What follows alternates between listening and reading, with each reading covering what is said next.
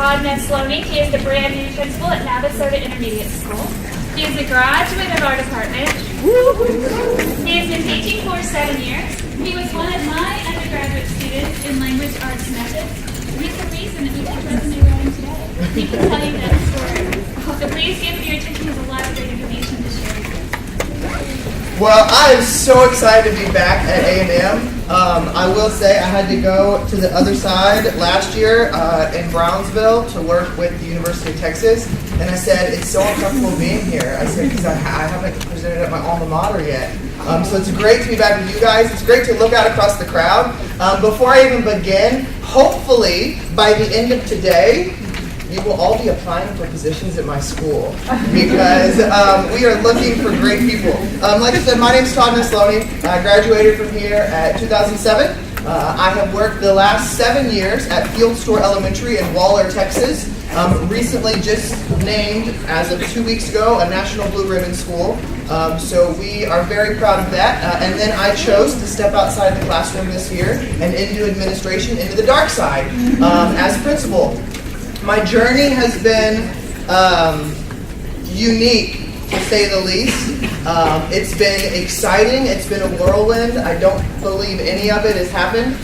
Over the last year, I've had the pleasure of traveling to 23 different states to speak. I met the president last November. I was in D.C. 2 weeks ago and won National Teacher of the Year for the BAMIs for elementary. And then this principal job was not something that I sought out. You're going to hear me talk a lot today about being connected and how that will change your world professionally, but also change your life personally.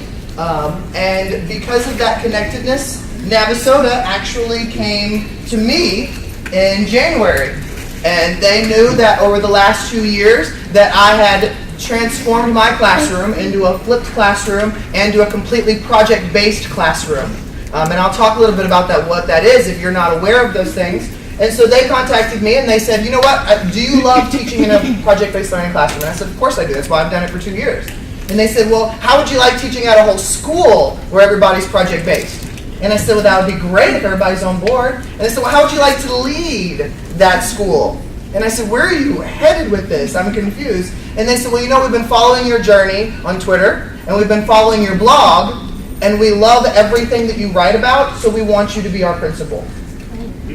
I got sought after completely because of my presence on social media and my willingness to share my successes as well as my many extreme failures.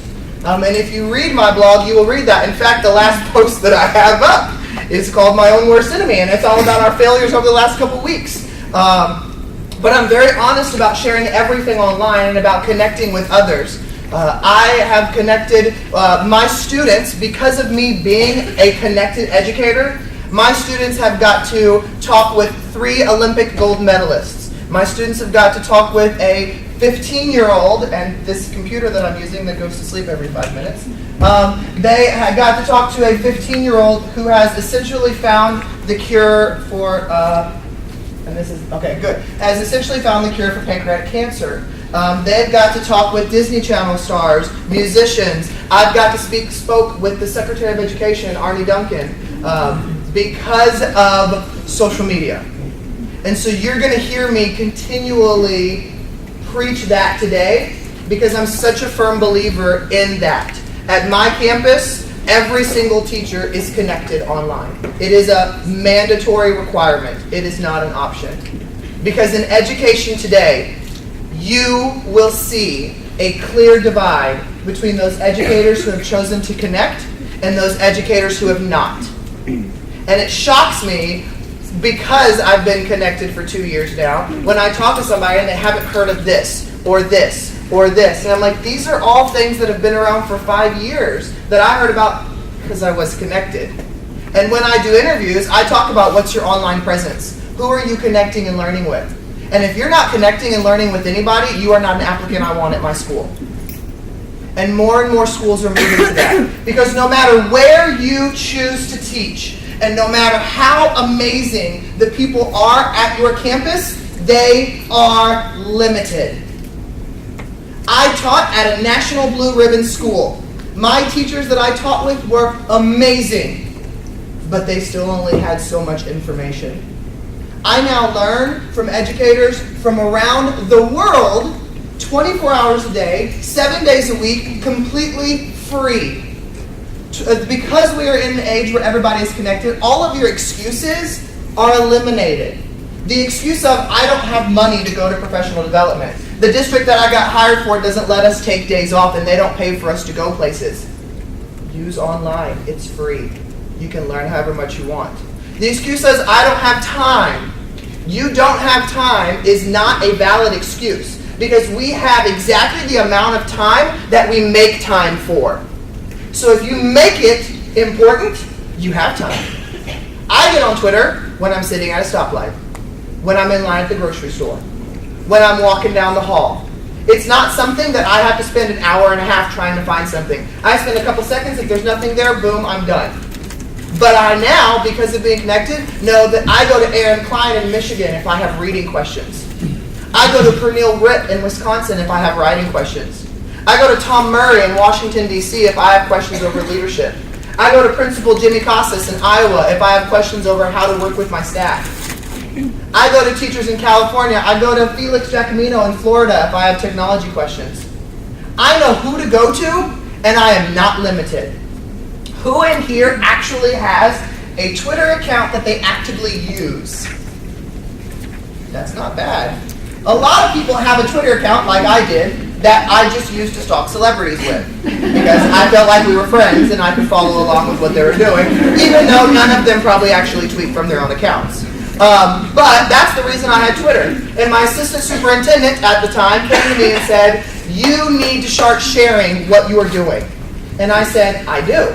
I tell my team, I tell my campus, and we are doing great things. And he said, yeah, you're doing great things, but it's all within your campus. You need to start sharing it with more people. He said, you need to get on Twitter. And I said, I'm not interested, I don't care, I don't want to be involved with that. And he said, why? I said, because I already have Facebook, and I don't care when you went to the bathroom and what you had for lunch. If I wanted to know that, everybody puts that on Facebook now anyway, so I can just look at Facebook. And he said, no, it's totally different. He said, you can use Twitter for professional reasons, and then it becomes personal. He said, but I promise you, it will change your world. And I said, but I don't get Twitter. I don't get, wow, we only have 140 characters. What are these hashtags, everything like that? And he said, are you kidding me? How do you learn stuff? When you don't know how to, I didn't know how to restring my very, very complicated weed eater.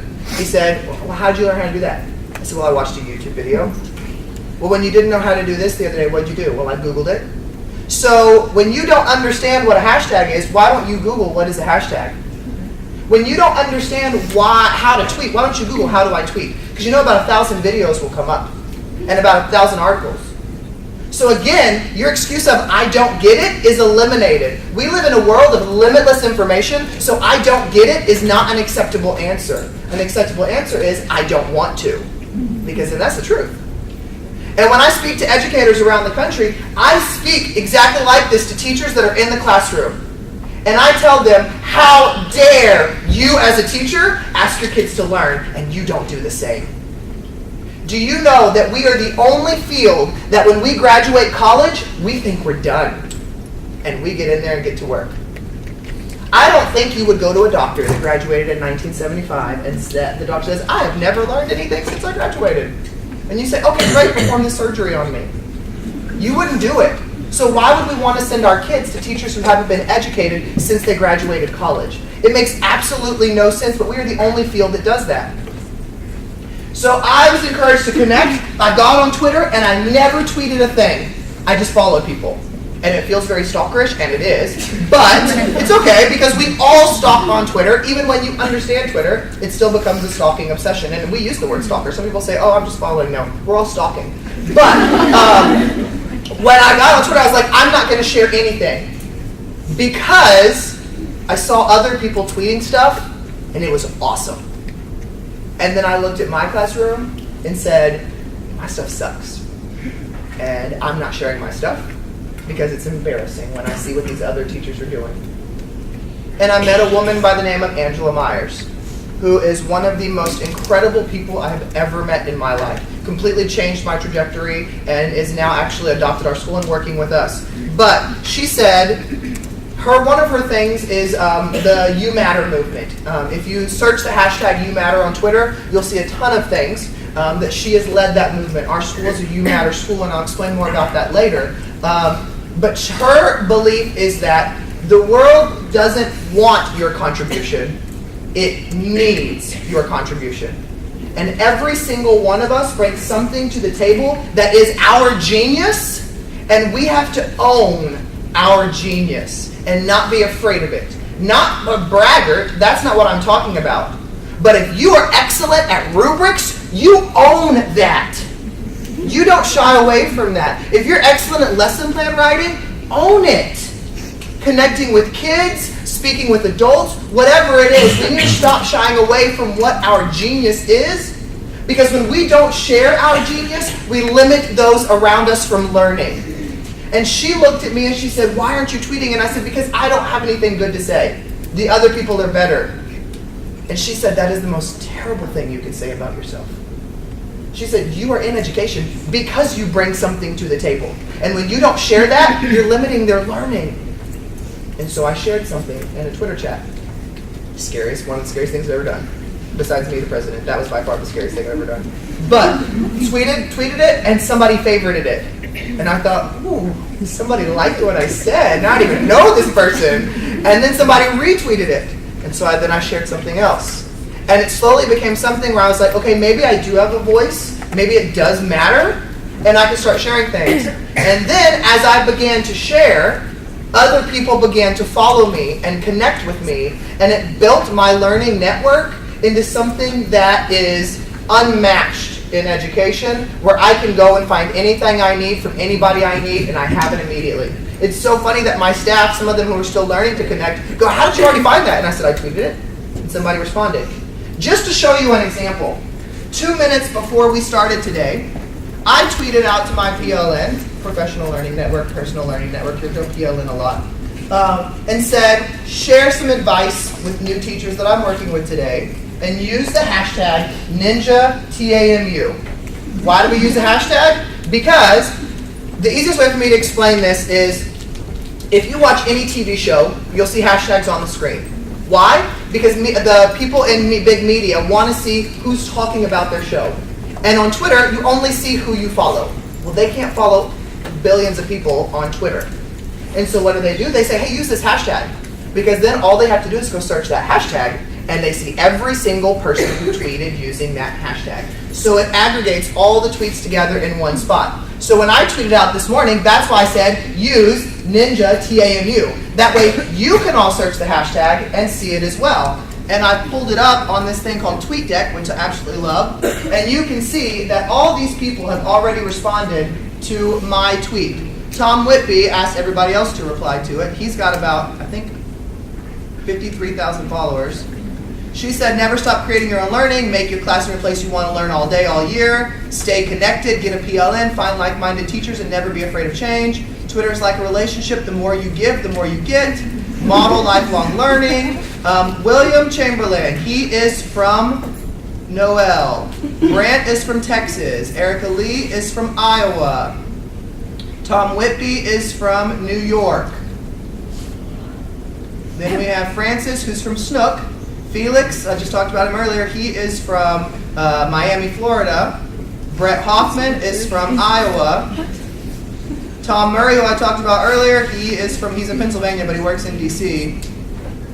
And so these people from around the country responded, and I tweeted 18 minutes ago or so to ask them to respond.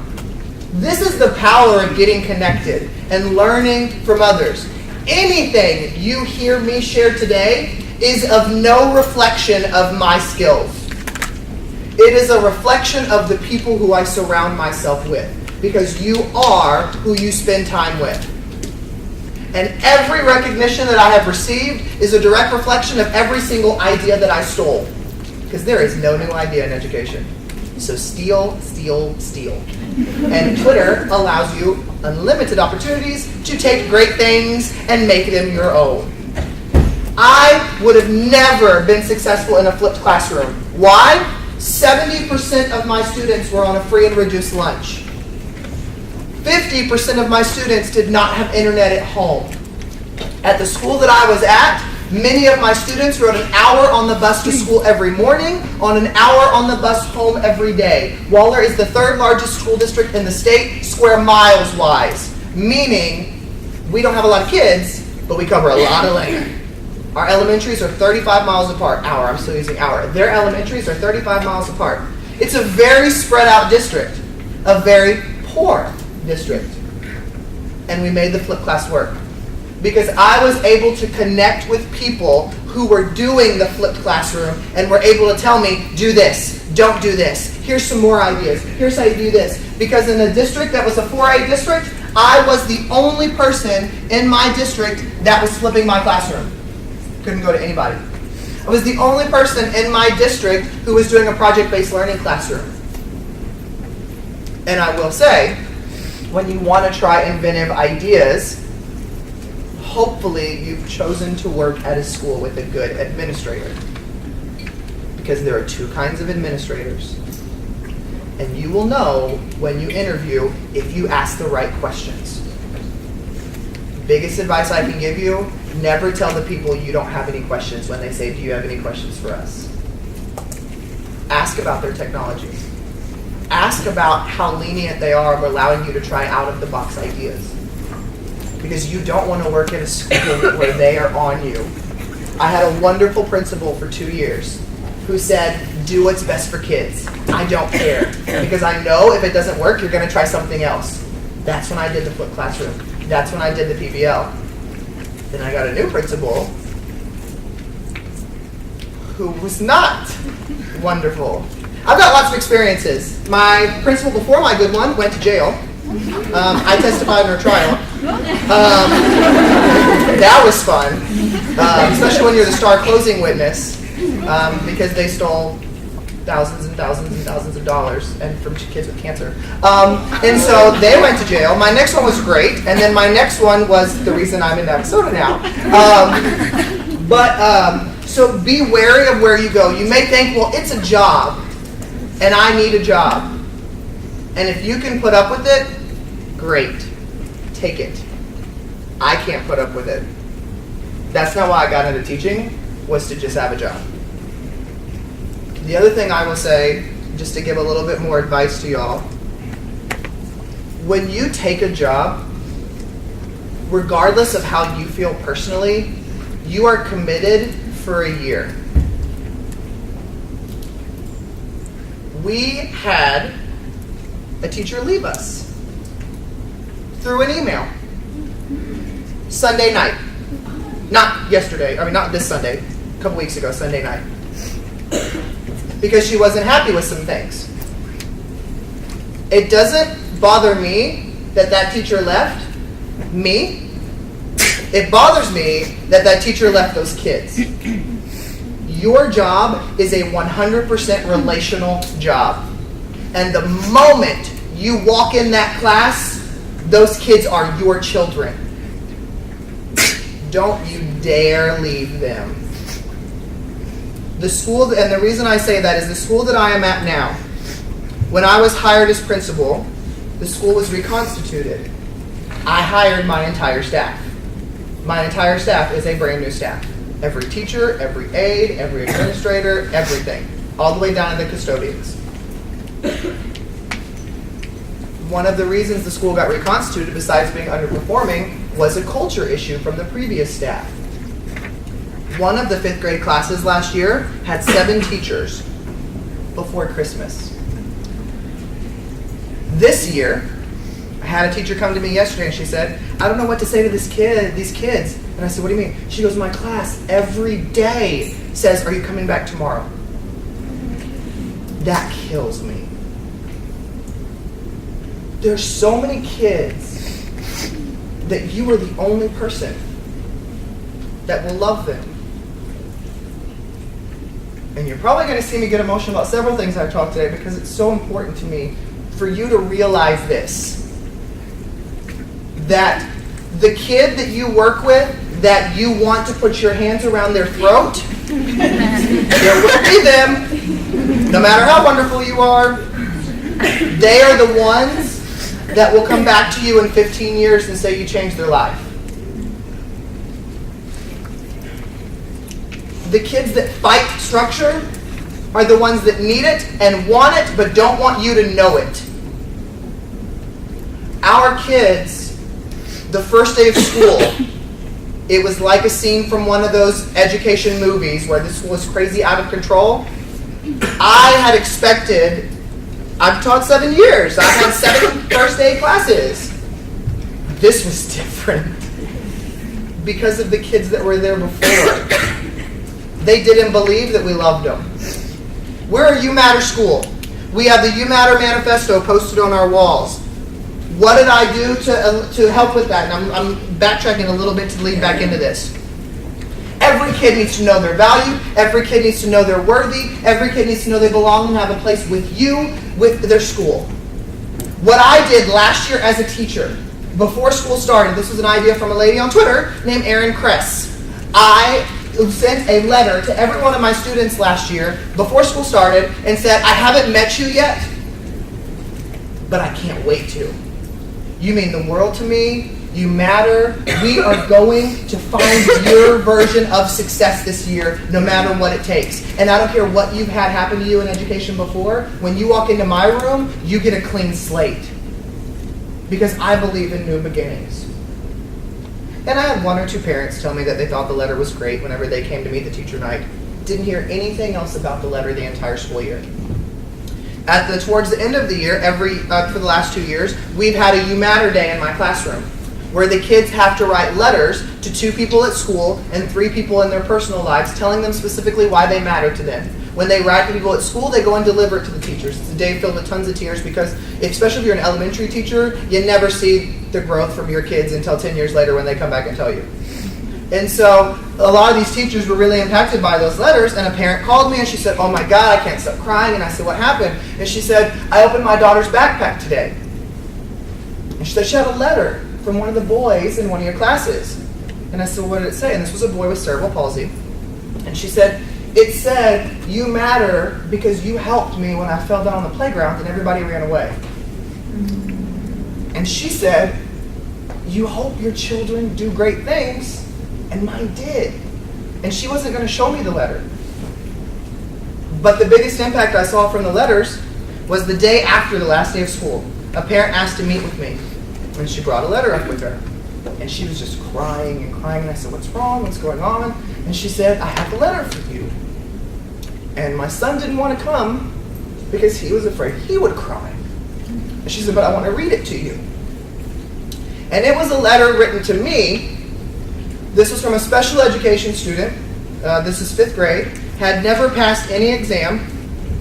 Passed all of them in 5th grade. And the letter said, do you remember writing me a letter in the summer? He said, nobody had ever told me they believed in me before they even met me. And I came to school thinking that I could be successful. I could be good at something. And I found my goodness. And I found success because you believed. You impact more than you will ever notice. So this year, we were going to do that with our kids. Because the kids I teach now are very broken. They are very hurt. Navasota, if you don't watch the news or hear a lot about education stuff, is a struggling district right now when it comes to standardized testing. I understand the need to advertise things, but I also understand that kids hear everything, and our kids are very destroyed by what they hear because they feel stupid and they feel like it's their fault. And so coming into the school, I wanted to change that. So as a principal, I sent a letter to every kid. And every teacher sent a letter to every kid. There were 2 PTO members last year at our campus out of 350 kids. 2 PTO members. The parents were told they were not allowed on campus last year. PTO was told they were never allowed to have a meeting on campus.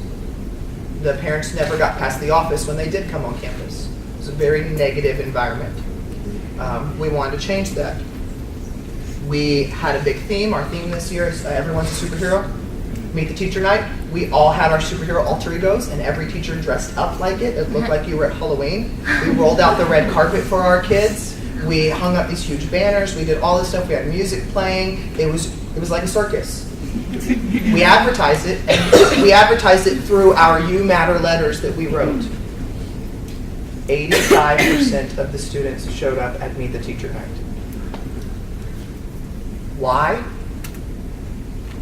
They walked in the door with their You Matter letters because they felt wanted. That is your job. The education side is important, and it comes. But if you don't have the relationship, it doesn't come at all. And you can fight all year, and you can work with those kids all year long, but if you are not building a relationship at my campus, I will fire you at the end of the year. It is not an option. And there are more and more educators, administrators that are moving to that. Because that's how we reach kids, because you don't reach their head until you reach their heart. And so today, I'm hoping to show you stuff that will help you when you get in the classroom. I have 6 teachers out of my 15 that are brand new to teaching. And it's crazy because I remember when I graduated 7 years ago, and I thought I knew stuff, and then you get in the classroom and you realize you really don't know hardly anything, and everything is a learning process. I don't care if you have the best methods teachers, if you have the best student teachers that you're working with, it doesn't matter. It's a whole new world when you get in there and you're on your own. And it's terrifying, and it's exhilarating, and it's exhausting, and you leave every day needing to go to bed at 4 o'clock in the afternoon, and that doesn't go away. If you're a good teacher, every year feels like your first year.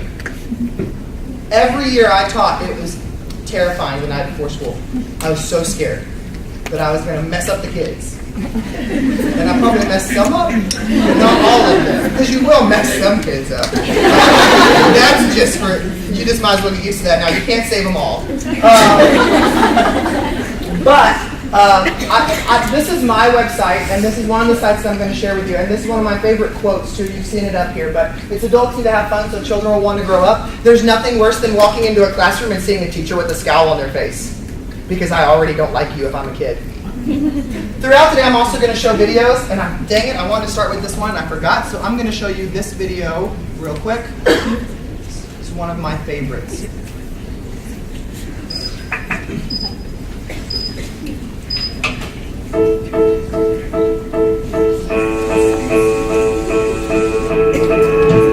I wake up at 5:30, get in the shower, do my morning routine, and go around 7 o'clock to come to work.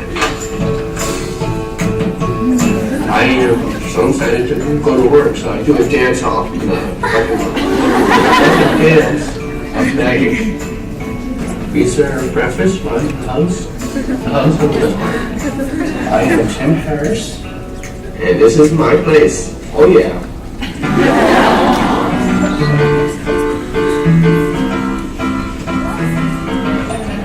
Hey guys, welcome to my place. How are you doing today? How are you? No, I'm the best part, buddy. I love you. Have you been here before? I've never been here before. Well, I'm Tim. I'm the owner. Tim's place is the special place to be at because it's one and operated by me.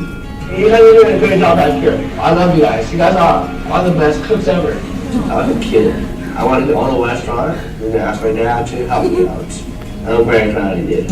Thank you, Dad. I love you so much. When he was about 14 years old, he told us that someday he was going to own a restaurant. After we all gulped and gasped, we began to take it seriously, and the result is history. They support me so I can live with my dreams. I'm amazingly proud of my brother. Just what he's accomplished in his lifetime. I mean, people can only dream, you know? I love you, Mom. As far as we know, we have not yet found another person with Down syndrome in this country that owns their own restaurant. We hope that other people will, though. my favorite part of all is the people coming through that front door. How are you doing today? Good, how are you? Sometimes customers get sad. I give them a hug and they feel a lot better. Hugs are way more important than the food.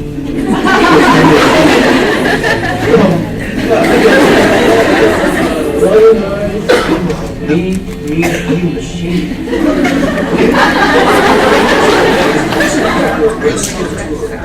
And special limited, and you want to go with. I want more milk than Michael Phelps.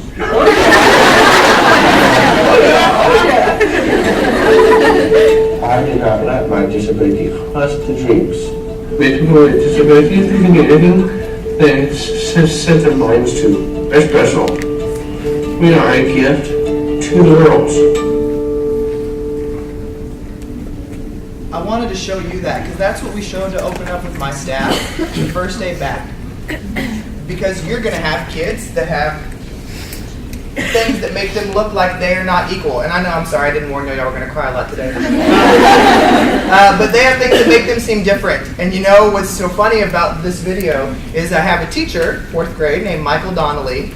He was actually, and speaking of social media, when I recruited people for working at my school, we recruited social media. Michael moved down from North Carolina to come work at our school. Our instructional coach, Aaron Marvel, moved down from Arkansas to come work at our school. We recruited people from Dallas and Austin and San Antonio to come work at our school. And I showed this video, and every single morning since that staff in-service day, Michael Instagrams himself doing a dance of magic on his way into work every day. And if there's another teacher with him when they're coming in, he gets them to do the dance off with him. I have been in the back of one, and only for a couple seconds. But I show you that because the power that lies within your kids that you're going to work with is limitless. The only limit is you and themselves. And you have to break down those barriers. I'm going to share with you a lot of technology tools today. You will leave overwhelmed. The point of this is not for you to go and use all of these tools. I do not use all of these tools. The point of today is to give you a toolbox for you to pull from when you have needs. The thing that I tell teachers when I train them is you never try to use more than 3 technology tools a year. Until you perfect one, you don't bring in another. Because what will happen to you is what happened to me at the beginning of last year. Burnout and disappointment. Because I tried to do 6 different things that I learned over the summer that I was obsessed with, and I was trying to do too much, and they all sucked. And my kids suffered, and I suffered professionally. Because when you get to that point, you're like, fine, I'm not going to do any of it because none of it was working. And just so you know, the fact that technology is working right now in this room is shocking me. Because technology works great until you need it. Just remember that as a teacher. The internet will go out the day you expect to use a YouTube video, unless you work in a district that's still blocking all that stuff, which you need to not work there. That's a clear sign, by the way, of a district who is progressive and a district who is not. Ask them about their filters. Because you know in Navasota, we only block pornography. We don't block YouTube or Twitter or Instagram or Facebook. And you know my teachers tweet all day pictures from their classroom. My teachers Facebook post from their classrooms. My kids do not have accounts, but my teachers also have classroom accounts that the kids tweet from their classroom accounts. Already, my kids have got to, they were reading the book Wonder, which, by the way, several books I'm going to recommend today. One of them is Wonder.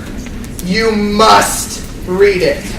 Have your tissues with you, but you must read it, and you will want to read it with kids. I have not met a kid that they were not obsessed with that book after they read it. But it's by R.J. Palacio. But you can just search Wonder, the book. I mean, it's the top one.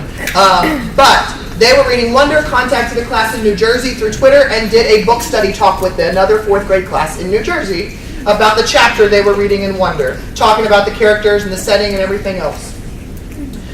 Because of the work that I've done online, the White House contacted me 3 weeks ago and said we have 6 Miss America contestants who are going to be talking about STEM education. We need a classroom. Can you put some kids together? And I said, done. When do you need it by? 3 o'clock today. And I said, okay, got it. We had 14 fourth graders that got to talk to 6 Miss America contestants, including Miss America herself, about education and women in education. Because we're connected online.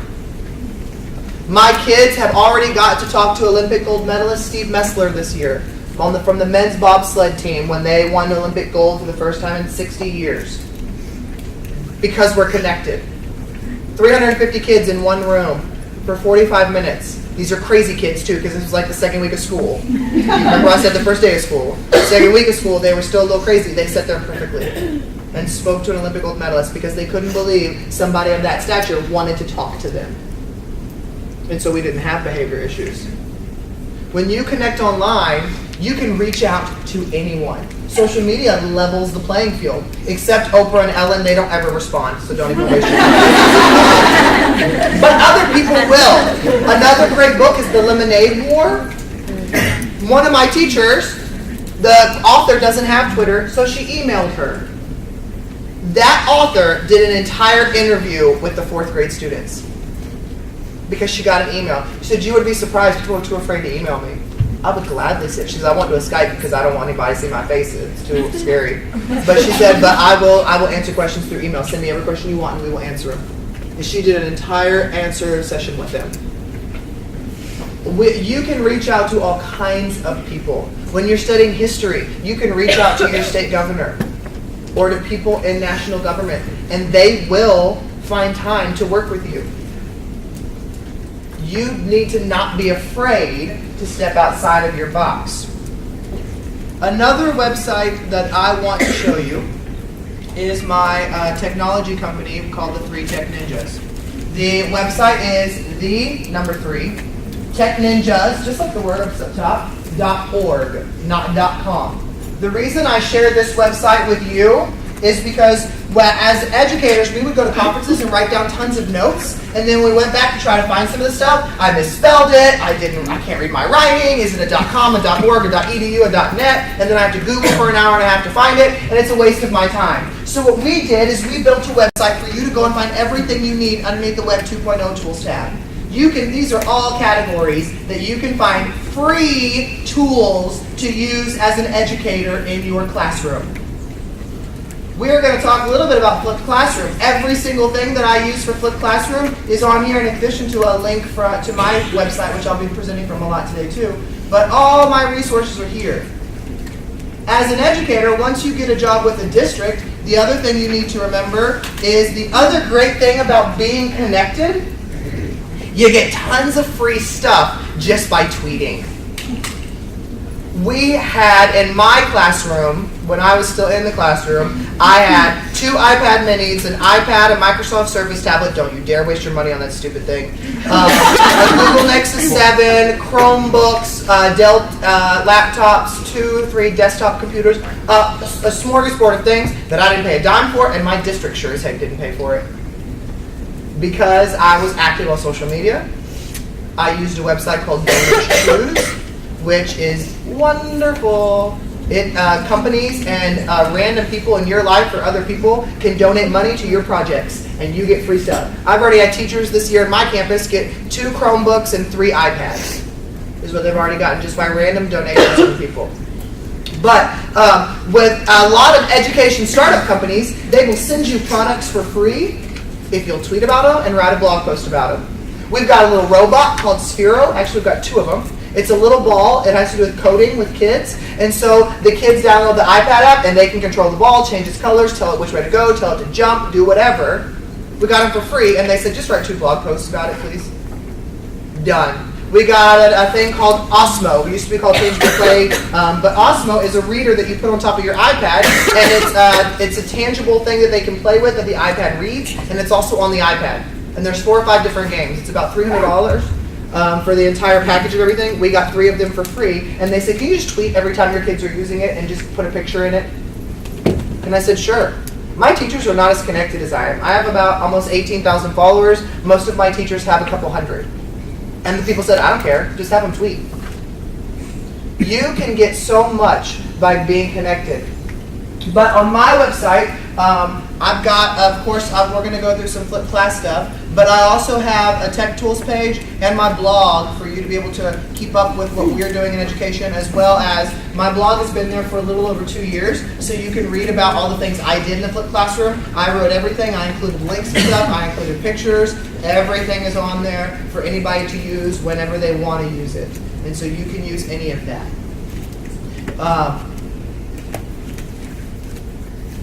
Who in here knows and fully understands what a flipped classroom is? Wow, okay. So good, then we'll start there. So, traditional classroom, you as the teacher stand up and lecture, the kids go home and do homework. Flipped classroom takes that and flips it. Now, your kids go home and watch a brief instructional video that you've created or that you've found, and then when they come to class, they do what they would have done for homework, but now they have peer and teacher help. That's the standard definition. That is not what many of us do. Because at the end of my 5th year of teaching, I was going to quit. Because I had great test scores, had 100% passing on my 5th year, 75 students. 75% of them were commended on their tax test. And my district loved me, but I hated what I was doing because I knew how to teach worksheets really well, and I knew how to teach test strategies really well. So it looked like I was successful, but I knew that's not why I got into teaching, was to push worksheets and teach test strategies. And I couldn't see a way out of it because my district was like, you're not changing, keep doing what you're doing. And so I was going to quit. Heard about the flipped classroom, fell in love with the idea. My plan was to spend the entire summer creating all these videos to start the flipped classroom off with, and then, like I normally do, when I started the first day of school, I had 1 video made. And so that was a parent introductory video, because I'm a fly by the seat of your pants kind of person. And so I started flipping my classroom the way I just described it to you. And then I realized absolutely nothing about my instruction had changed, except for the fact that I now added making videos onto my plate. My kids were still doing worksheets in the classroom. I was still teaching test formatted questions. I just didn't have to do as much lecturing. And I thought, this is not what I wanted to do. And so then I melded my flipped classroom with PBL. And the way my classroom worked was that you went home and watched a brief video that I created for you, maybe 2 nights a week, maybe 3. It was not every night. The videos were never longer than 10 minutes. You should never, ever make an instructional video longer than 10 minutes. There are all these studies that say it's the kid's age times 2 plus 4, that's their attention span. No. Just so you know, in February of 2014, a national study was done. The average attention span of an American citizen is 6 seconds. The average attention span of a goldfish is 7. That does not mean you can't keep their attention. That means their attention is here, and then it's here, and then it's here, and then it's here. And if you expect them to sit down and watch a video for longer than 10 minutes, you are insane. Because they can barely sit down and watch a 30-minute cartoon, which when you take out commercials is like 20 minutes. And that's done by professionals, and you are not a professional animation creation person like Disney. So I had a teacher come to me and say, I'm doing the flipped classroom and it's not working. And I did everything you said. And I said, well, tell me about it. She goes, well, they have to watch a video every night. And I said, well, that's your first problem. This is a high school math teacher. And she said, and they're complaining about how long the videos are. And I said, well, how long are they? And she said, well, I think the shortest one is 45 minutes. And I said, I wouldn't watch your video either. And how did you have enough patience to sit there and talk for 45 minutes in front of the camera? And so your videos have to be less than 10, no matter who you talk to about a flipped classroom, they have to be less than 10 minutes, period, end of story. My kids go home and watch the video. I like to put it online, but like I said, 50% of my kids did not have internet at home. So what's the point of putting it online? Well, because a lot of people will have smartphones that have data, even if they don't have internet. There's a lot of questions you have to ask kids with figuring out how this will work for your classroom. But when I put it online, I put it in several places. Because my job as your teacher is to eliminate your excuses. And that's what I will continually do. Everything I do in my classroom had options. So that you could never complain. You could never say you couldn't do something, because I always gave you options. When you watched it online, you could watch it on our YouTube channel. You could watch it on this website called Sophia, which I'll talk about in a minute. You could watch it via the iTunes U app.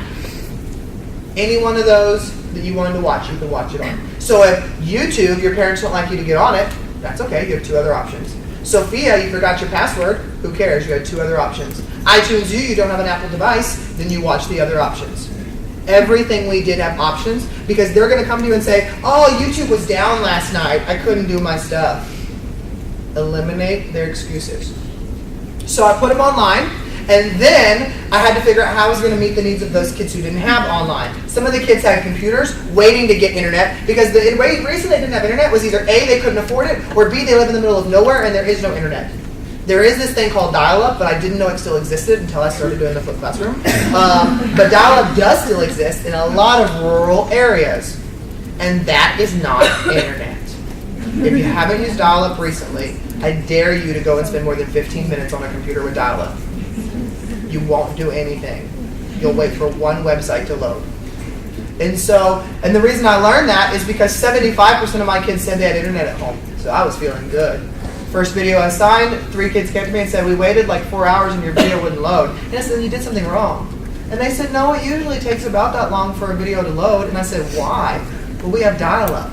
I said, what? So I had to go back and resurvey my kids and says, who has dial-up and no internet? They're the same thing. And who has high-speed internet? Okay, then it was 50%. And so then I said, okay, well, what I'm going to do is give you flash drives if you have a computer.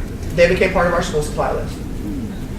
Then I could say, well, I don't have a computer. And I said, okay, you know what? I'm going to burn DVDs for you because I'm pretty sure you have a DVD player. Now, one generational thing that has changed that I did not realize it had changed until I started flipping my classroom is that I asked who had a DVD player, and a lot of the kids said they didn't, which I knew was not true. And I said, you were playing Halo last night on your Xbox 360. That plays movies.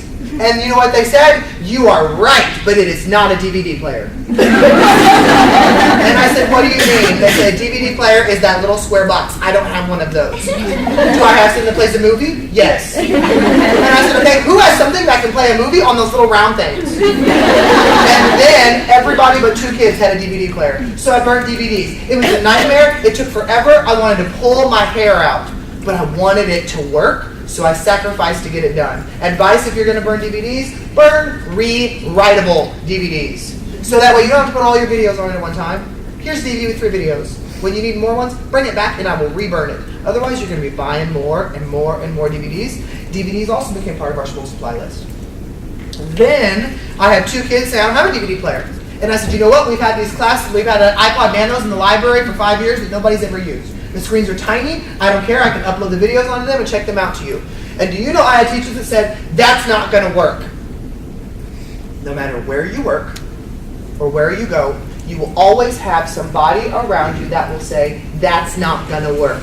They're not going to want to do that. You're going to have to fight them on that. That's a waste of your time. And me, with my personality, says, oh, now I have a job to prove you wrong. And so I didn't say anything negative about the Nanos when I gave it to the kids. Do you know I had all 25 Nanos checked out every time we did videos because the kids would rather have those than a DVD because it was technology in their hands. Do you know nobody ever complained about the tiny screen? 6 months we did it with no cases.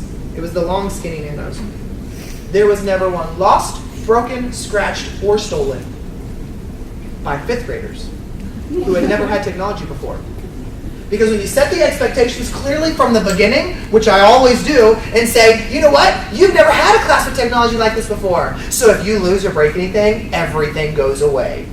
And there's no warnings. And I'm very serious when I say that, and they know it. And they protect that stuff like no other. Because they are so hungry for the classroom to match their world that they will protect it like no other. I teach at a school now that is 80% free and reduced lunch. Every classroom, through some very creative maneuvering, now has 4 iPad minis, 2 iPad Airs, 4 Chromebooks, and 4 Dell tablets. And people say, well, why didn't you just buy a bunch of iPads? Because that is not real world. You will never walk into any job and have every single adult on the same device. How dare we walk into a classroom and make every kid use an iPad, or make every kid use a Nexus 7 tablet, or make every kid use a Windows tablet. That's not real world. The device changes depending on the job that you want the kids to do. And so we provide options for the kids. we had one iPad stolen second week of school. And it was by a 4th grade class. And we had management software on them, so I could find exactly where it was. So I went in the class, because we're all about building relationships. And I pulled the management software up. I showed them the pinpoints of the devices and said, I'm not even showing you the one that's missing, but I'm going to your house today to get it. I didn't really know where the device was. And I left, and then I came back, and I said, okay, we found it. Got an officer, he's going to come up here, and then we're going to go ride and do it, because the kid still wasn't admitting to it. Left, went and called every parent in that class, and said, can you just talk to your kid tonight to see if they have a device? We're missing a device. Went back and said, I called all your parents, and the kid said, oh, okay, I took it. And they came out in the hall, and we talked about it, and he said, I don't know what I was thinking. Da, da, da. You know, he would have never admitted if we didn't have that relationship. Because do you know what he said while he was crying? Not because he took it, because he said, I've disappointed Miss Nelson. And that's why I said something, because she told us that we hurt her. And so with the devices, that we haven't had anything happen since then, and we are in week 7 of school. And we've got tons of devices, and let's just say it's really hard to keep up with devices. And so the fact that we still have them all is a miracle. So I use nanos. And then one parent said, my kid will not check out technology from the school. And I said, why not? And she said, because she'll lose it, and I'm not paying anything more than $10 for anything that's lost. And I said, you know what? That's fine. And here's where you, as a new educator, have to buck up. And you need to realize that you run the classroom, not the parent. New teachers, especially the ones on my campus, were so scared when we did parent-teacher conferences. Because parents are pushy. You will have parents that either say, A, I'm a taxpayer, do what I say. And I say, I don't care, this is my school. Or you will have parents that say, I had a teacher like this last year. You're not going to tell me what to do. If you have a good administrator, that administrator will protect you and back you. Because the parents do not run the school. You listen to them. You hear their needs. And then you always bring it back to, you are the one doing what's best for their child. And you have to be honest, sometimes bluntly honest with parents. And so when this parent told me that she wasn't going to check anything out, this is one of those classic parents, which you're going to have many, who say their child is the devil and everything they do is going to break the law, they're going to go to jail, they're going to do all this stuff, and they're going to lose everything because they're the worst kid ever. And they will say all of that in front of their kids. So get ready for that, because that's shocking the first time you hear that. And so I told the parents, you know what? I tried internet, you don't have it. I tried a computer, you don't have it. I tried a DVD player, you don't have it. And then I tried to give you my own technology, and you refuse to take it. I've done my job. Now it's your job to meet me halfway, and you need to bring your child before school to watch these videos, or have them stay after school. It's only about 15 minutes they need to come early or stay after, and it's only 2 or 3 days a week. And she said, you know what? You're right. I can do that. Inconvenience parents. 4 days later, she said, give me a nano. Because she said, I'm tired of bringing her to school early, just give her a nano, we'll pay for it if she loses it. And I said, great, thank you. And so that was how we met the needs of all of our students when making the flipped classroom work. When they watch a video, a common question I get is, oh, that's so great to have them watch a video, but how do you even know that they watched the video? Well, one of the websites you heard me mention is a website called Sophia. It is linked on our Ninja website under the Flipped Classroom section. So don't worry about is that a .com or a .org? How do you spell it? If you go down the 3 Tech Ninjas website, it's on there. It's just a clickable link. And so, with Sophia, it is 100% free. Over 45,000 videos created by teachers for their students. Bill Nye the Science Guy is a partner with Sophia. He has exclusive material on there. You can get Flipped Class certified for free on Sophia. You can get iPad certified for free on Sophia. You can get Chromebook certified. You can get Virtual Classroom certified. Endorsed by Capella University. I had that certificate framed and hanging in my class that I was Flipped Class certified, endorsed by Capella University. Why did I do that? Because the parents took me seriously. What did I actually have to do to earn that certificate? Watch 6 5-minute videos and make my own. That's it. I never told my parents that, and I never told my administrators that, but they were all proud that I got certified in this, and I got a really comfortable free t-shirt.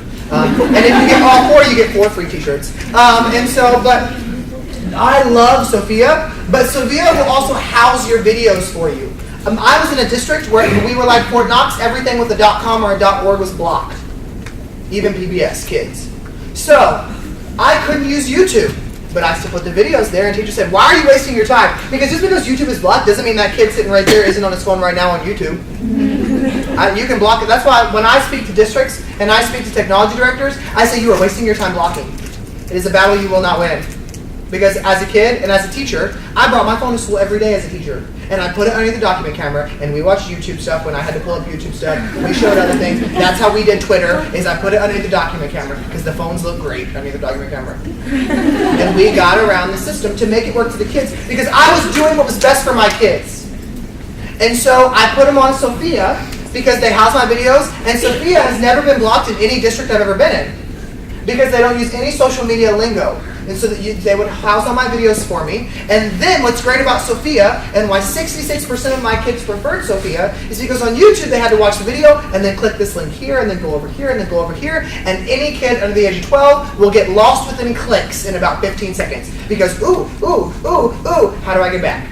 And so with Sophia, I embedded everything in the same page because they allow you to do that. I had a video. Underneath it, I had a Google presentation. I had a PDF. I had a Google form. I had all these things done for me. And so when my kids watch a video, real quick before I even do that, if I talk too fast, which I do, but I always, if I'm talking too fast to you, you're listening too slow. And so I've done 3 webinars with Sophia. You can watch them just by clicking on these links to hear more about the Flipped Classroom. I also did an interview with 9 of my 5th graders. After the first year I did the Flipped Classroom in PBL. Very honest perspective from kids, reaching every socioeconomic status and every academic level in this video. It's great. It's a reflection of what worked and what didn't. You have to wear headphones though because we're not a professional recording studio, and after it took me 45 minutes to film that, I was not doing it again. And so, but on the side, all of those are clickable links. And so if you want the letter that I wrote to parents, click on it, you erase my name, put your own, and say you wrote it. You don't have to give me credit for anything that you use from any of my sites that I've made. I am in education to help educators and kids. I am not in education to make money. I know some of my teachers swear by teachers pay teachers. I hate teachers pay teachers. Only because I don't believe in making money off of people that are in the same profession as me. Because if I don't have money to buy it, how dare I ask you to have money to buy it? I don't care if it's only $1 on teachers pay teachers. I have never bought anything off of there, and that's just my personal opinion about that. Take it as you will. But you can have all this for free. I have it in English and Spanish. If you even have one Spanish-speaking parent in your class, don't you dare send everything home in English. That is the most disrespectful thing that you can do as a teacher. My campus that I'm at right now, 50% Hispanic. Do you know they didn't send one thing home in Spanish last year? And then you wonder why the parents don't want to get involved. I don't care if you can't translate it, and don't you dare use Google Translate. That is not a good translation. My wife is Hispanic, and her mother speaks no English. And I used Google Translate at the beginning of last year for a letter I was sending to my kids, and I said, okay, I sent all this out. She goes, let me read that. And she said, if you ever do this again, I will kill you. And I said, why? She goes, I'm from this community. Everybody knows I'm Hispanic, and this letter makes no sense. And they're going to think I translated it for you. And I said, I'm sorry. So we don't use Google Translate. So find somebody. There's always somebody in the district who can translate.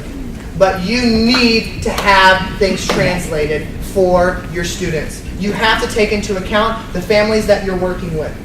Most of you in here are white. You will not have a class full of white kids.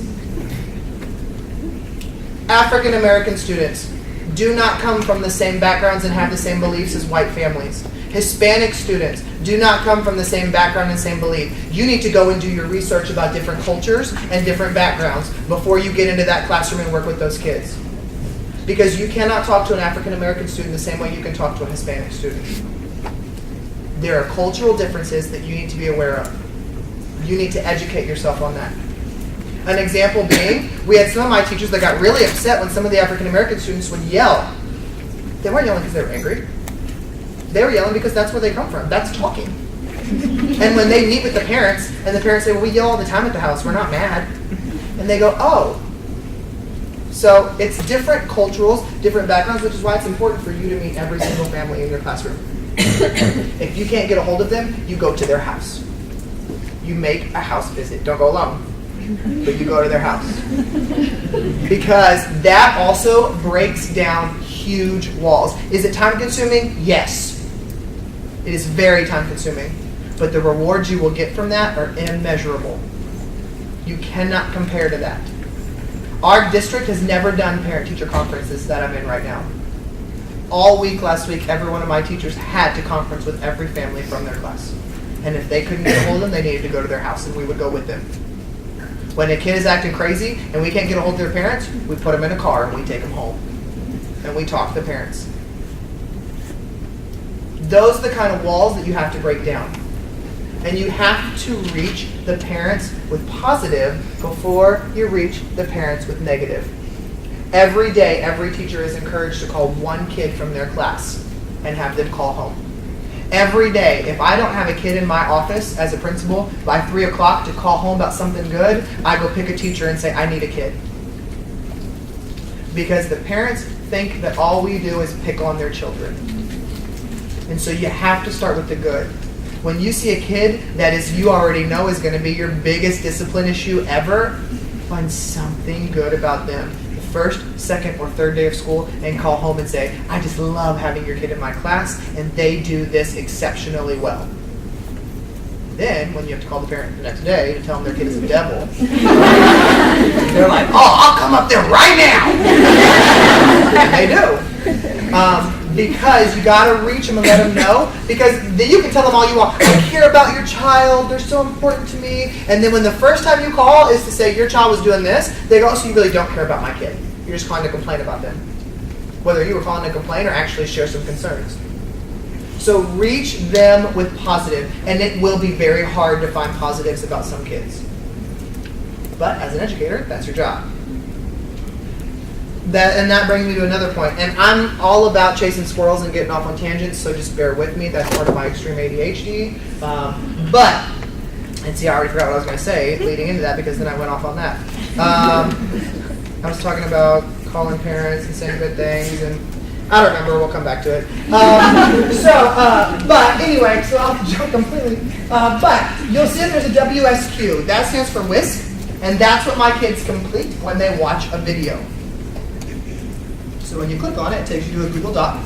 By the way, about 80% of schools are now Google Apps for Education District. If you don't know how to use Google Drive, you better learn.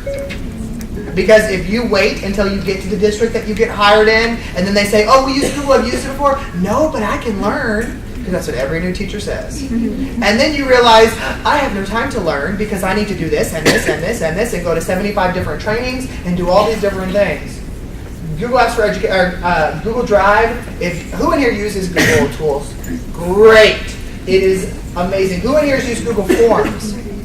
Okay, that will save your life in a classroom. Anyway, so this is a Google Doc. I've shared it with all my kids because all my kids have Google as well. Because if your district is a Google Apps for Education district, every kid in your district has an email and every teacher in your district has a Gmail. And so you can share everything. We don't have anything saved on any of our computers. We don't send any attachments in any emails at my campus. We don't send anything on paper out to any teachers.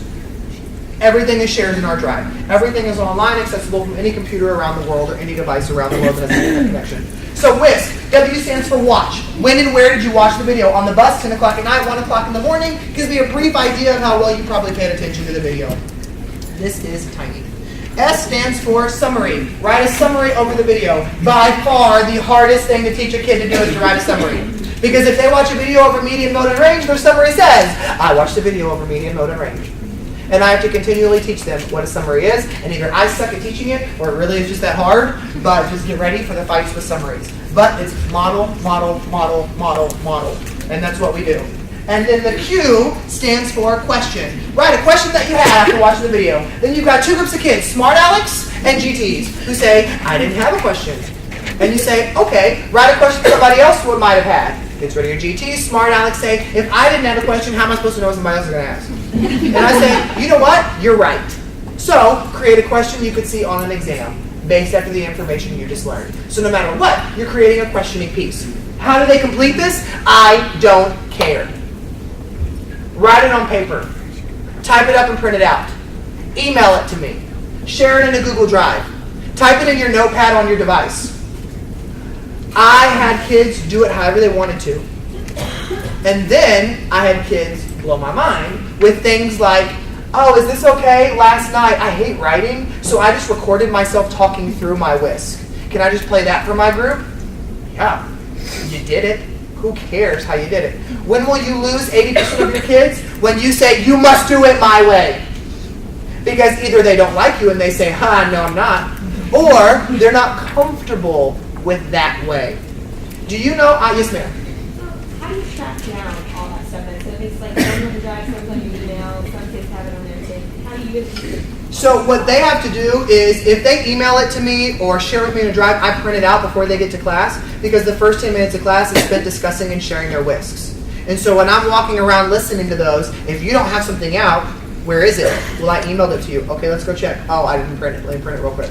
Or, no, you didn't. I didn't get an email. Well, then I guess I spelled your name wrong. Then too bad. You didn't send it to me.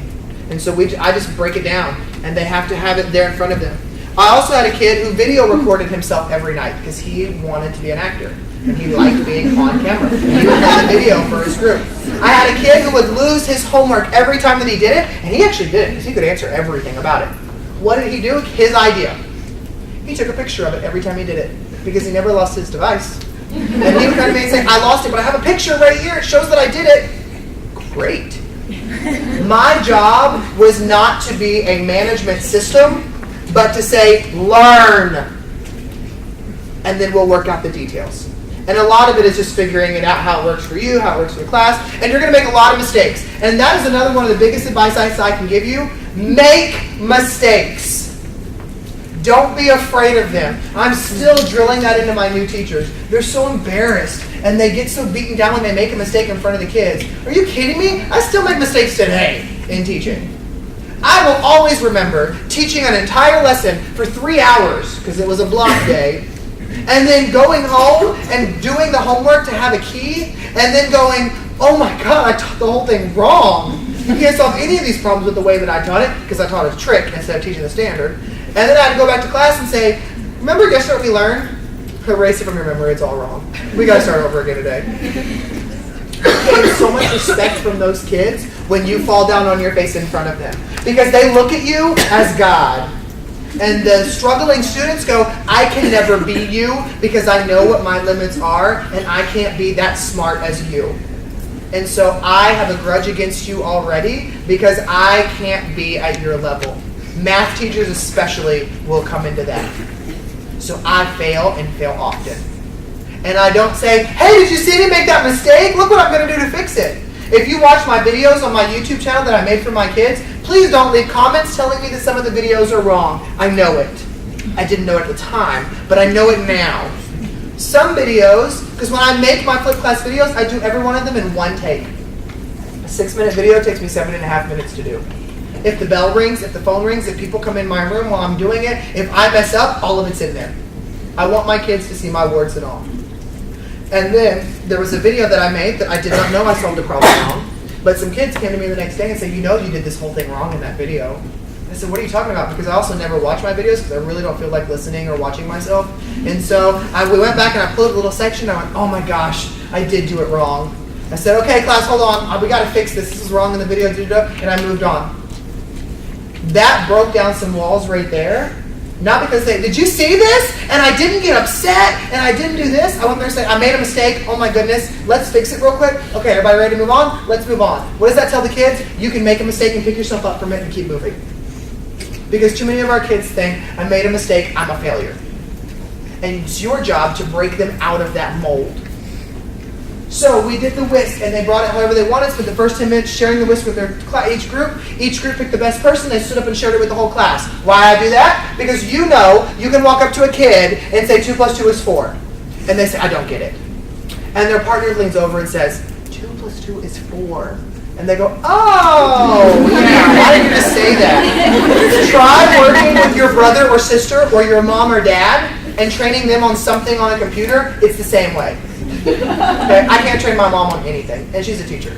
My wife has to do it because I just end up yelling. And so, and that leads me to the next video that I want to show you. Because this is one that I always show to my kids, and I say, this is what it's like teaching y'all. This is not it, this is an ad. Grand Canyon National Park has an area of 1,900. If you haven't seen kid snippets, they are awesome. So this is the one that I show all my kids and say, this is what I feel like sometimes, so please help me.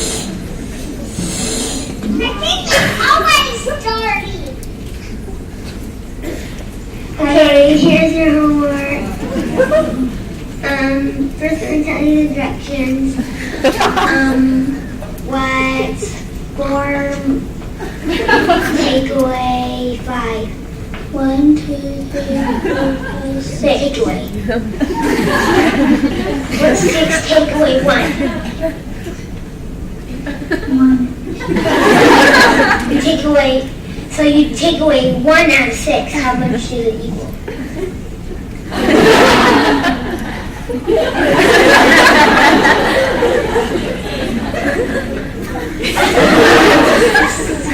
Five, 10 minus 1. I don't know.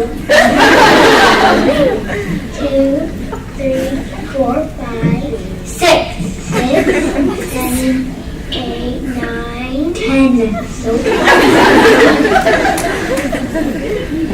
is this? 1, 2, 3, 4, 5,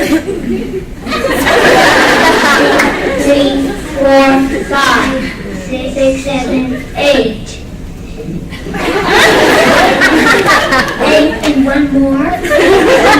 And one more. Equal.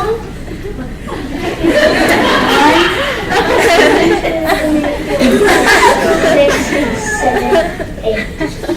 Equals 8.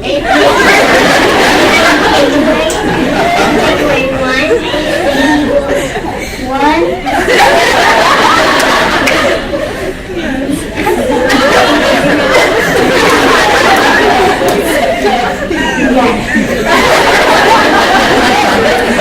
And that's what it looks like. Some days you just get to that point and you say, okay, yeah, whatever. Do you get it now? Great, let's move on for a minute. So you just need to step away. And so just know that that does happen. So that's how we make the third class work. And then I moved into PBL, and I had no idea what I was doing with PBL. But I was using Twitter to connect with people through hashtags. If you don't know any education hashtags, you can Google education hashtags, and there is a Google Doc that an exceptional person has created that has every hashtag with every night of the week that those hashtags have chats. So, meaning on Monday nights, and it's either 7 or 7:30, I would participate in the flip class hashtag. And it was all teachers who were flipping their classroom, and we sat there for an hour in a moderated chat with questions and answers talking about flipping our classrooms. Because of participating in those chats and sharing my learning, I also got to co-author a book called Flipping 2.0 with 14 other teachers from around the country. Every one of us contributed a chapter about how we flip our section, whether it's college, elementary, middle school, high school, subject areas. And so I connected online, learned how to flip, and then I found the hashtag PBL.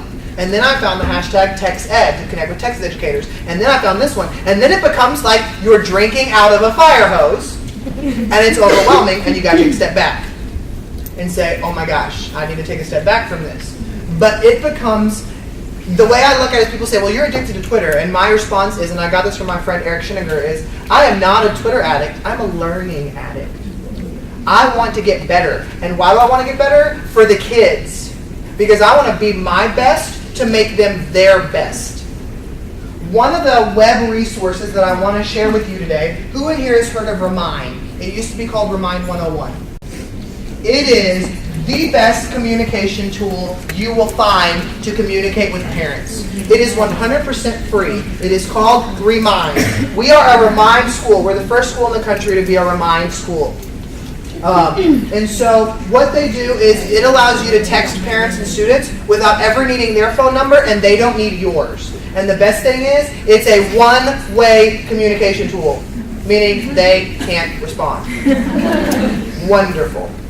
And so what you do is you go on, it takes about 2 minutes, create an account and create your class, and then it gives you the PDF to print out and send home. You don't have to make anything. And it says, hey parents, you can download the app and join the class via the app. You can type in your phone number or type in this phone number and text it, and it will send it in via your text messages. Or you can sign up via email. What is your job as a teacher? Nothing. Remind handles all of that for you. And so what I can do is I can type in messages from my app or from, I never do it on the website. I always use it from my app. So like this morning, because all my staff is in a Remind group, our school has a Remind group, and then every teacher has their own Remind group for their kids. So this morning I sent a message to all my staff. I sent it at 5:30 this morning. Did it go out at 5:30? No. Why? Because you can pre-schedule your messages. So I said, send this out at 8:15. And it texted it for me at 8:15. I can say, send this out 4 months from now at 3 o'clock. So as a teacher, when you get in there and you get your school calendar and there's field trips and there's holidays, you can set all your Remind up before school even starts and never have to worry about it again. But we send out messages to parents, and you can attach photos, you can attach PDFs, you can do all kinds of things. And now there's a stamping feature where parents can stamp in via the app a check mark or an X if they have any questions, a question mark, and so you can connect with them that way. But it is 100% free, and it is wonderful. And so what I did was I signed up for my own Remind group as if I was a parent, because I'm anal that way, and I never knew if the parents were actually getting my messages. And so when you sign up for your own group, you get the messages too. And so I know, oh, it went out, because my first year using that with my kids, they would say, we didn't get any messages, any reminders, we didn't know to do that.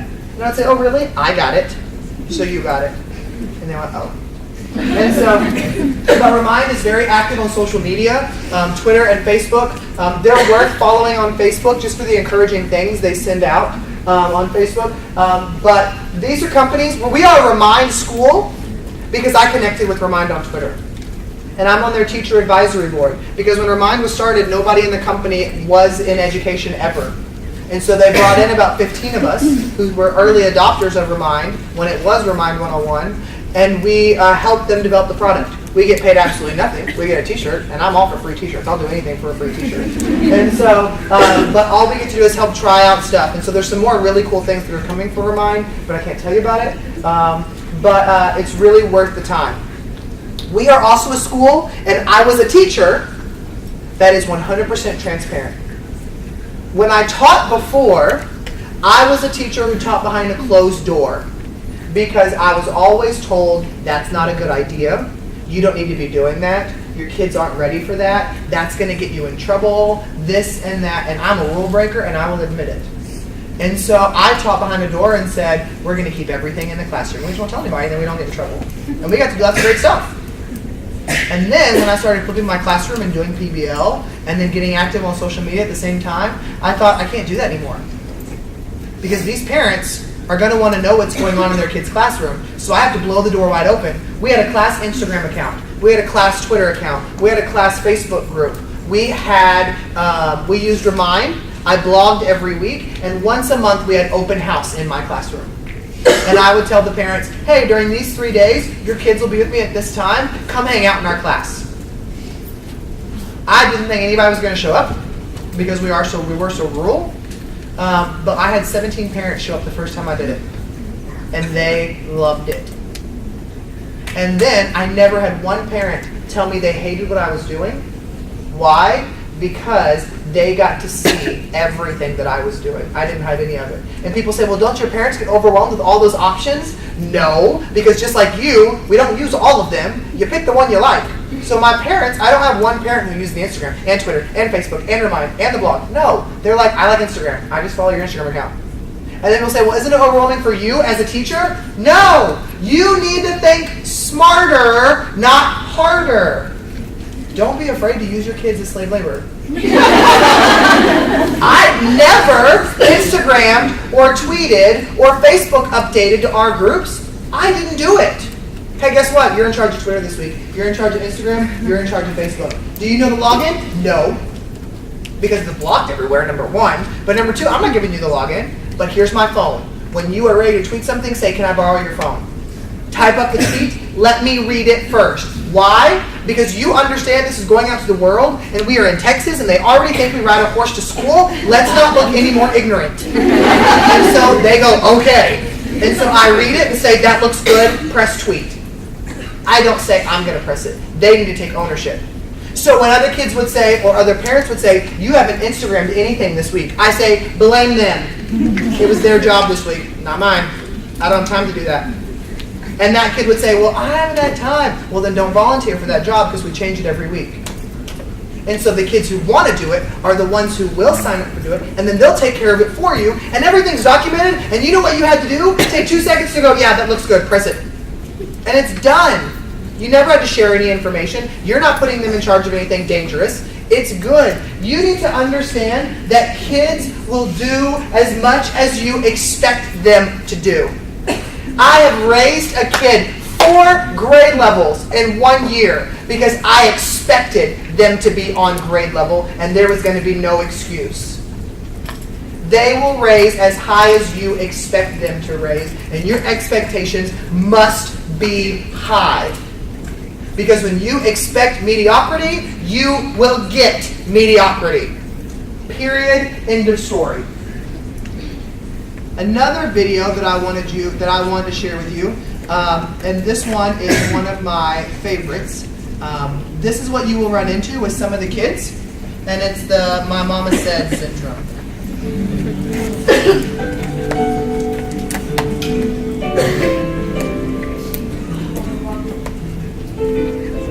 I can remember an occasion when 2 of my students were fighting at school. I mean, they were going at it on the playground.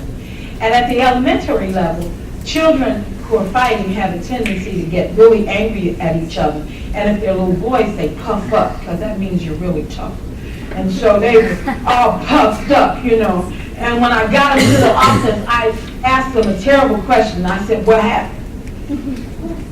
Well, they really huffed up then, and that's really probably the worst question you could ask, because when you ask what happened, you're never going to get an accurate story. And so I said, okay, you go first. Well, the story gets very loud. I don't know why, but when kids are explaining, the story's loud. You may have noticed that. So I said, okay, Jack, what happened? He said, well, see, we was playing. Everybody was playing. Everyone, so you're not in trouble by yourself. And he said, we was kicking. Everybody was kicking. And then he kicked my cousin. And my mama said, I said, stop right there. Because I knew we were getting into a hidden rule. The mama rule. You see, there's mama law and there's public law. No law overrides mama law. Did you know that? If you didn't know, that's a hidden rule you must remember. When your mama says it, it becomes engraved in stone. So I knew he was going to tell me. I said, your mama said if somebody hits you, hit him back, right? And he said, right. And my mama said if somebody messed with everybody in my family. I said, okay, I know the rules. Stop right there. So I asked him, I said, where does your mama work?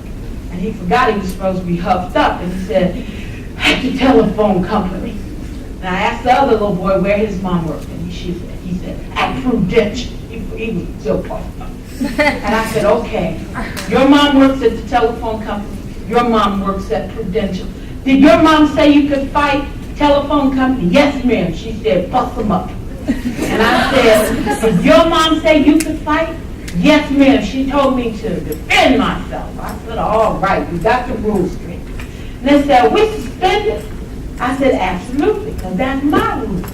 If you fight in school, you get to go home for 2 days. Well, they were pretty upset with me by this time. I said, but we have to do some things first. He said, what do we have to do? I said, well, first, we're going to go to the telephone company. And your eyes are real big. Because one of the hidden rules about working is that you don't bother your parents on their job. And he said, are you going to call our mom? I said, no, I'm going to take you over there. He said, oh, no, by this time the huff and puff was gone. I said, this is how it's gonna work. First, we're going to the telephone company, and we're gonna fight at the telephone company. I want you to tear up the telephone company. Roll on the floor, kung fu kick, just like you were doing here. Don't hurt each other too badly, because we're gonna leave the telephone company and over to the Prudential. We're gonna fight at Prudential. Really fight over there, that's the last stop. You can make blood, pull hair, snatch each other's clothes off. I can run you by the hospital, get anything broken, set in the cab, push your eyeball back in your head, and you can begin serving your 2-day suspension. They said, Miss Pearson, you know we can't fight on our mama's job. I said, why not? Your mama made the rule. Let's go where your mama is. They said, oh, you did. How did you make it? They just thought, I said, go sit on the blue seats outside my office while I call your parents. Tell them we're on our way. Get some boxing strategy in place. You know how you're going to fight once we get there. Oh, they were so sad. They just drug out of there. Well, first of all, you know I wasn't going to take those kids to their parents. But it was the first time I used a strategy that I've never used before, but I've used a lot since and it has never failed. When I called each parent, what I said was, I respect the rules you make for your children at home. You see, there's been a misconception that people who have children don't always make the right decisions about their kids. You see, parents make decisions for their children based on what they know, what they feel will make them safe. And it is not our place to say what they do is wrong. It's our place to say maybe we can add a set of rules that they don't know about. So I began both conversations by saying how much I respected their decisions that they were making for their children and would they help me. I said, I know you made rules for home and I promise not to interfere with those, but I need some help. I have 1,200 children in this building and I have to keep all of them safe. And if everybody fought because their mom said they could, all the children here would be in trouble or hurt. Will you help me? I have never had a parent to tell me no. And I believe it's because I preface it by saying, I respect the rules you've made. And what I give the kids, in addition to their parents, is an opportunity to develop a second set of rules. Many times, to explain this point even further, I've asked parents, would you go on your job and punch a coworker because they disagreed with you? And of course, most of them said, no way. And I asked, why? And they said, it's your job. And I said, I want kids to understand that the same concepts apply on their job, which is school. So we need to learn different ways of handling conflict because fighting is not always an option. 2 sets of rules, 1 set of rules for home, another set of rules for school. And that is so true. And we utilize that this year with some of our kids. And you would not believe the difference that it makes to be able to have that conversation with the parents of, I respect your rules. And that I love the part that she says that many teachers forget. And we think, well, that parent doesn't know how to be a parent. And I love the part that she says, every parent is doing what they believe is best for their kids. And we have to respect that. And we have to trust that that parent truly does. Because those parents do love their kids. And when they tell them things, it may not be the way you were raised. It doesn't make it wrong. But we can help change the conversation. One of the things that we did this year is we were very big about telling parents and students that they mattered. When every single adult comes into our building, when they come into our building, they leave with a card. This card says, you matter in the middle, and around the side, it says, they said there's 2 words that are the most important words we want you to leave with. You matter. And we want you to know how important and valued you are, and to take this card and pass it along to somebody else that means something to you. When you hand that to an adult and say, I just wanted you to know how happy we were that you were here today and how much you mean to the school, and they leave with that card, and the parent looks at me and says, why are you giving this to me? And I said, because you're important to us. And they said, to this school? And I said, yes, why wouldn't you be? And they said, because I was here last year, and I was told that we weren't allowed here. And now you're telling me I'm important to y'all? And you see that understanding in their head of, oh, but you have to be more than words. You have to be actions. And we've taken that as our school. And these ideas that I'm giving you are things that you can take, whether you do it within your classroom or you suggest them for your district. Just because you will be a new teacher doesn't mean you should sit down and shut up. You should stand up because you bring a fresh mindset to a staff that could be stagnant. Stand up and speak up kindly and respectfully, but stand up. Because one of the things we do is we know you can tell parents all day long how much they mean. And hey, come up for parent-teacher night and come up to this. You will have parents with deep ingrained hatred towards education and the educational system because of what they've been through.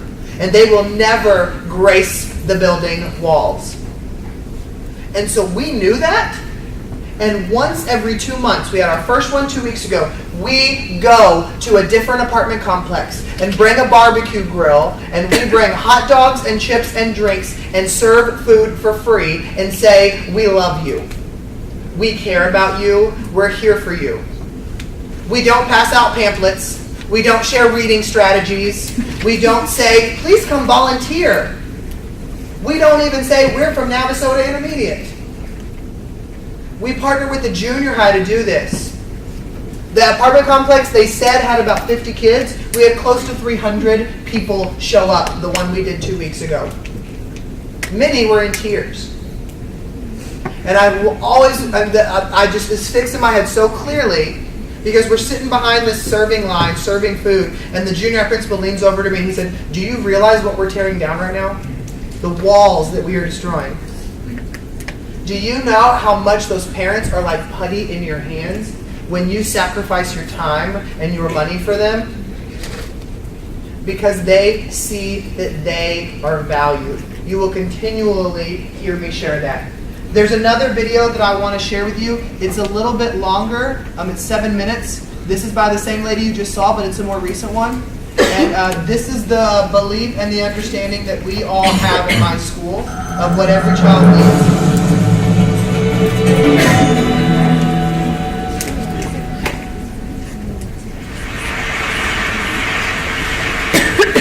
I have spent my entire life either at the schoolhouse, on the way to the schoolhouse, or talking about what happens in the schoolhouse. Both my parents were educators. My maternal grandparents were educators. And for the past 40 years, I've done the same thing. And so needless to say, over those years, I've had a chance to look at education reform from a lot of perspectives. Some of those reforms have been good, some of them have been not so good. And we know why kids drop out. We know why kids don't learn. It's either poverty, low attendance, negative peer influences. We know why. But one of the things that we never discuss, or we rarely discuss, is the value and importance of human connection. Relationships. James Comer says that no significant learning can occur without a significant relationship. George Washington Carver says all learning is understanding relationships. Everyone in this room has been affected by a teacher or an adult. For years, I have watched people teach. I have looked at the best and I've looked at some of the worst. A colleague said to me one time, they don't pay me to like the kids. They pay me to teach a lesson, the kids should learn it, I should teach it, they should learn it, case closed.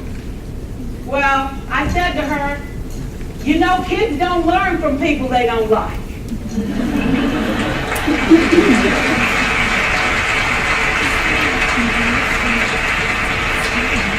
She said, that's just a bunch of hooey.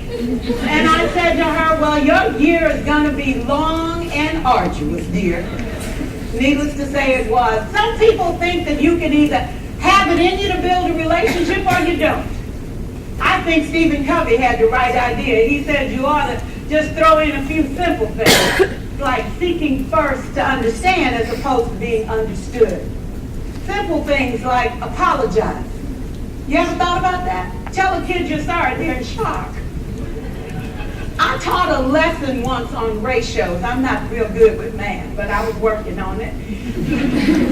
And I got back and looked at that teacher edition. I taught the whole lesson wrong.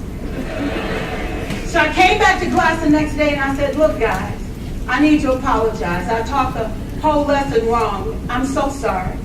I said, that's okay, Miss Pearson. You were so excited. We just let you go.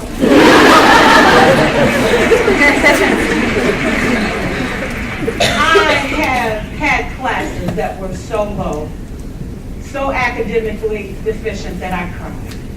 I wondered, how am I going to take this group in 9 months from where they are to where they need to be? And it was difficult. It was awfully hard. How do I raise the self-esteem of a child and his academic achievement at the same time? One year I came up with a bright idea. I told all my students, you were chosen to be in my class. Because I am the best teacher and you are the best students, they put us all together so we could show everybody else how to do it. One of the students said, really? I said, really? We have to show the other classes how to do it. So when we walk down the hall, people will notice us. So you can't make noise, you just have to strut. And I gave them a saying to say, I am somebody. I was somebody when I came. I'll be a better somebody when I leave. I am powerful and I am strong. I deserve the education that I get here. I have things to do, people to impress, and places to go. And they said, yeah! If you say it long enough, it starts to be a part of you. And so,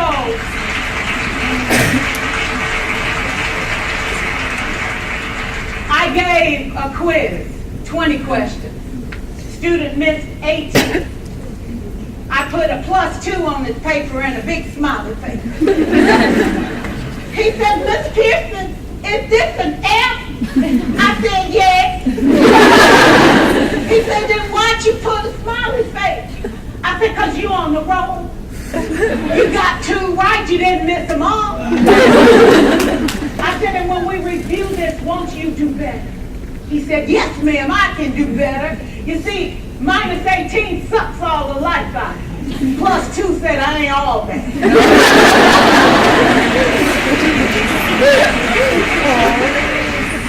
4 years I watched my mother take the time at recess to review, go on home visits in the afternoon, buy combs and brushes and peanut butter and crackers to put in her desk drawer for kids that needed to eat, and a washcloth and some soap for the kids who didn't smell so good. See, it's hard to teach kids who stink. And kids can be cruel. And so she kept those things in her desk, and years later, after she retired, I watched some of those same kids come through and say to her, you know, Miss Walker, you made a difference in my life. You made it work for me. You made me feel like I was somebody when I knew at the bottom I wasn't. And I want you to just see what I've become. And when my mama died 2 years ago at 92, there were so many former students at her funeral. It brought tears to my eyes, not because she was gone, but because she left a legacy of relationships that could never disappear. Can we stand to have more relationships? Absolutely. Will you like all your children? Of course not. And you know your toughest kids are never absent. You won't like them all, and the tough ones show up for a reason. It's the connection, it's the relationship. And while you won't like them all, the key is they can never, ever know. So teachers become great actors and great actresses, and we come to work when we don't feel like it, and we listen to policy that doesn't make sense, and we teach anyway. We teach anyway because that's what we do. Teaching and learning should bring joy. How powerful would our world be if we had kids who were not afraid to take risks, who were not afraid to think, and who had a champion? Every child deserves a champion, an adult who will never give up on them, who understands the power of connection and insists that they become the best that they can possibly be. Is this job tough? You betcha. Oh God, you betcha. but it is not impossible. We can do this. We're educated. We're born to make a difference. Thank you. So we showed that to our teachers as well, because so many of those things that she shares in there are completely true. Your baddest kids are never absent. And that's 100% true. And one of my favorite quotes that I've heard is that hurting kids don't come to school to learn, they come to school to be loved. And that is 100% true. And that is why, even though I've shown you some strategies, and I'm going to show you a couple more here, the underlying factor is you can do every cool thing in the book. If you don't care, you are not doing your job. Because your job is only 50% to teach them. Your job is 50% to love them. And if you don't believe that you can do that, I beg you not to be a teacher. I am begging you to stay out of this profession if you can't love kids. I don't care if you're working at my school or not. And I tell everybody that.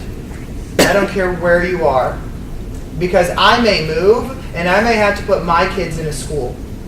And I will not put my kids with somebody who doesn't care about them. And if you work, and you will work with people who will suck the life out of teaching from you. And who will destroy you and make you feel worthless. That happens. Or you work with the best team ever, and it's absolutely incredible, and those exist too. I've taught in both. My first 2 years of teaching were my favorite because of the fact that there were 6 of us on a team, and it was a killer team. We had each other's backs, we shared the load, we were trying all these crazy things. It was awesome. And then my principal at the time, the one that went to jail, she said, y'all are so great, I'm going to split you up into other grade levels for you to share the greatness. Well, that's not the way it works. And so, it didn't work. And I got put on a team with some very negative people and very angry people. And it gets you to a point where, well, I just won't leave my room. I'll eat lunch in my room. That's one of the biggest things, too, I can share with you, is if you're dealing with negative teachers, don't eat in the teacher's lounge. Sometimes the teacher's lounge can be the most dangerous place on a campus for a teacher. Because that's where you want to go and sit and complain. So stay out of the lounge. I ate in my room. The last 2 years of teaching, I ate in my room or sitting next to my kids in the cafeteria every single day. I didn't have lunch in the lounge once. Not because they were mean to me. You surround yourself with negativity, you will become negative. Period. End of story. I don't care how positive you are. It will rip you apart. And that's why I also often say that social media saved my career. Because when everybody was telling me my ideas were stupid, when everybody was telling me, shut up and do your job, quit trying to do great things, you're making us look bad. Because that's what I heard too. That flip class is great, but I don't have the time or energy, so can you stop? Because people are now wanting us to do it, and I don't want to do that. And I have to say, well, don't you want to try? No. I've been using this worksheet for 30 years. It works. I'm going to continue using it. Those people will rip you apart unless you find your security system. And that's what Twitter does for me. Just to bring it up now, we've been in here an hour and 40 minutes, and if I go back and look at the stream, he's tweeted something, a picture or something, I don't know. Somebody wrote this? Oh, he wrote it. Teachers should be the biggest cheerleaders of their students. Admins should be the same for their teachers, just like Todd does every day. Anyway, so you can see there's lots of people. Russell is in Kansas. Jody is in Oklahoma. These people have been tweeting, sharing stuff, and then people too are tweeting and not sharing the hashtag, so they're just responding to me. But like Paul did, and so I guess Kayla's in this room. Anyway, so but Twitter connects you, and it's a learning process. Just like with teaching and connecting online, you will make mistakes. You will look stupid. You will feel stupid. But we learn through mistakes. We don't learn through successes. If you climb the top of a mountain and you've never been in the valley, you don't see the beauty of the top of the mountain. You appreciate things more when you work for them, and teaching is hard. It is very hard. And you will have many days that you cry. Many days that you cry because it's hard, or the kids break your heart, whether because of things they're going through or because of things that they said to you. Because kids are mean. But the best thing I can tell you about kids is hurting people hurt others. That's why you love those hardest kids the most. Because in my school that I'm at now, somebody's mom has already been shot by a drive-by.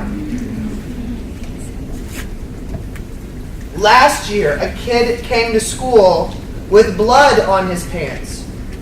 And when the counselor asked him why he had blood on his pants, what happened?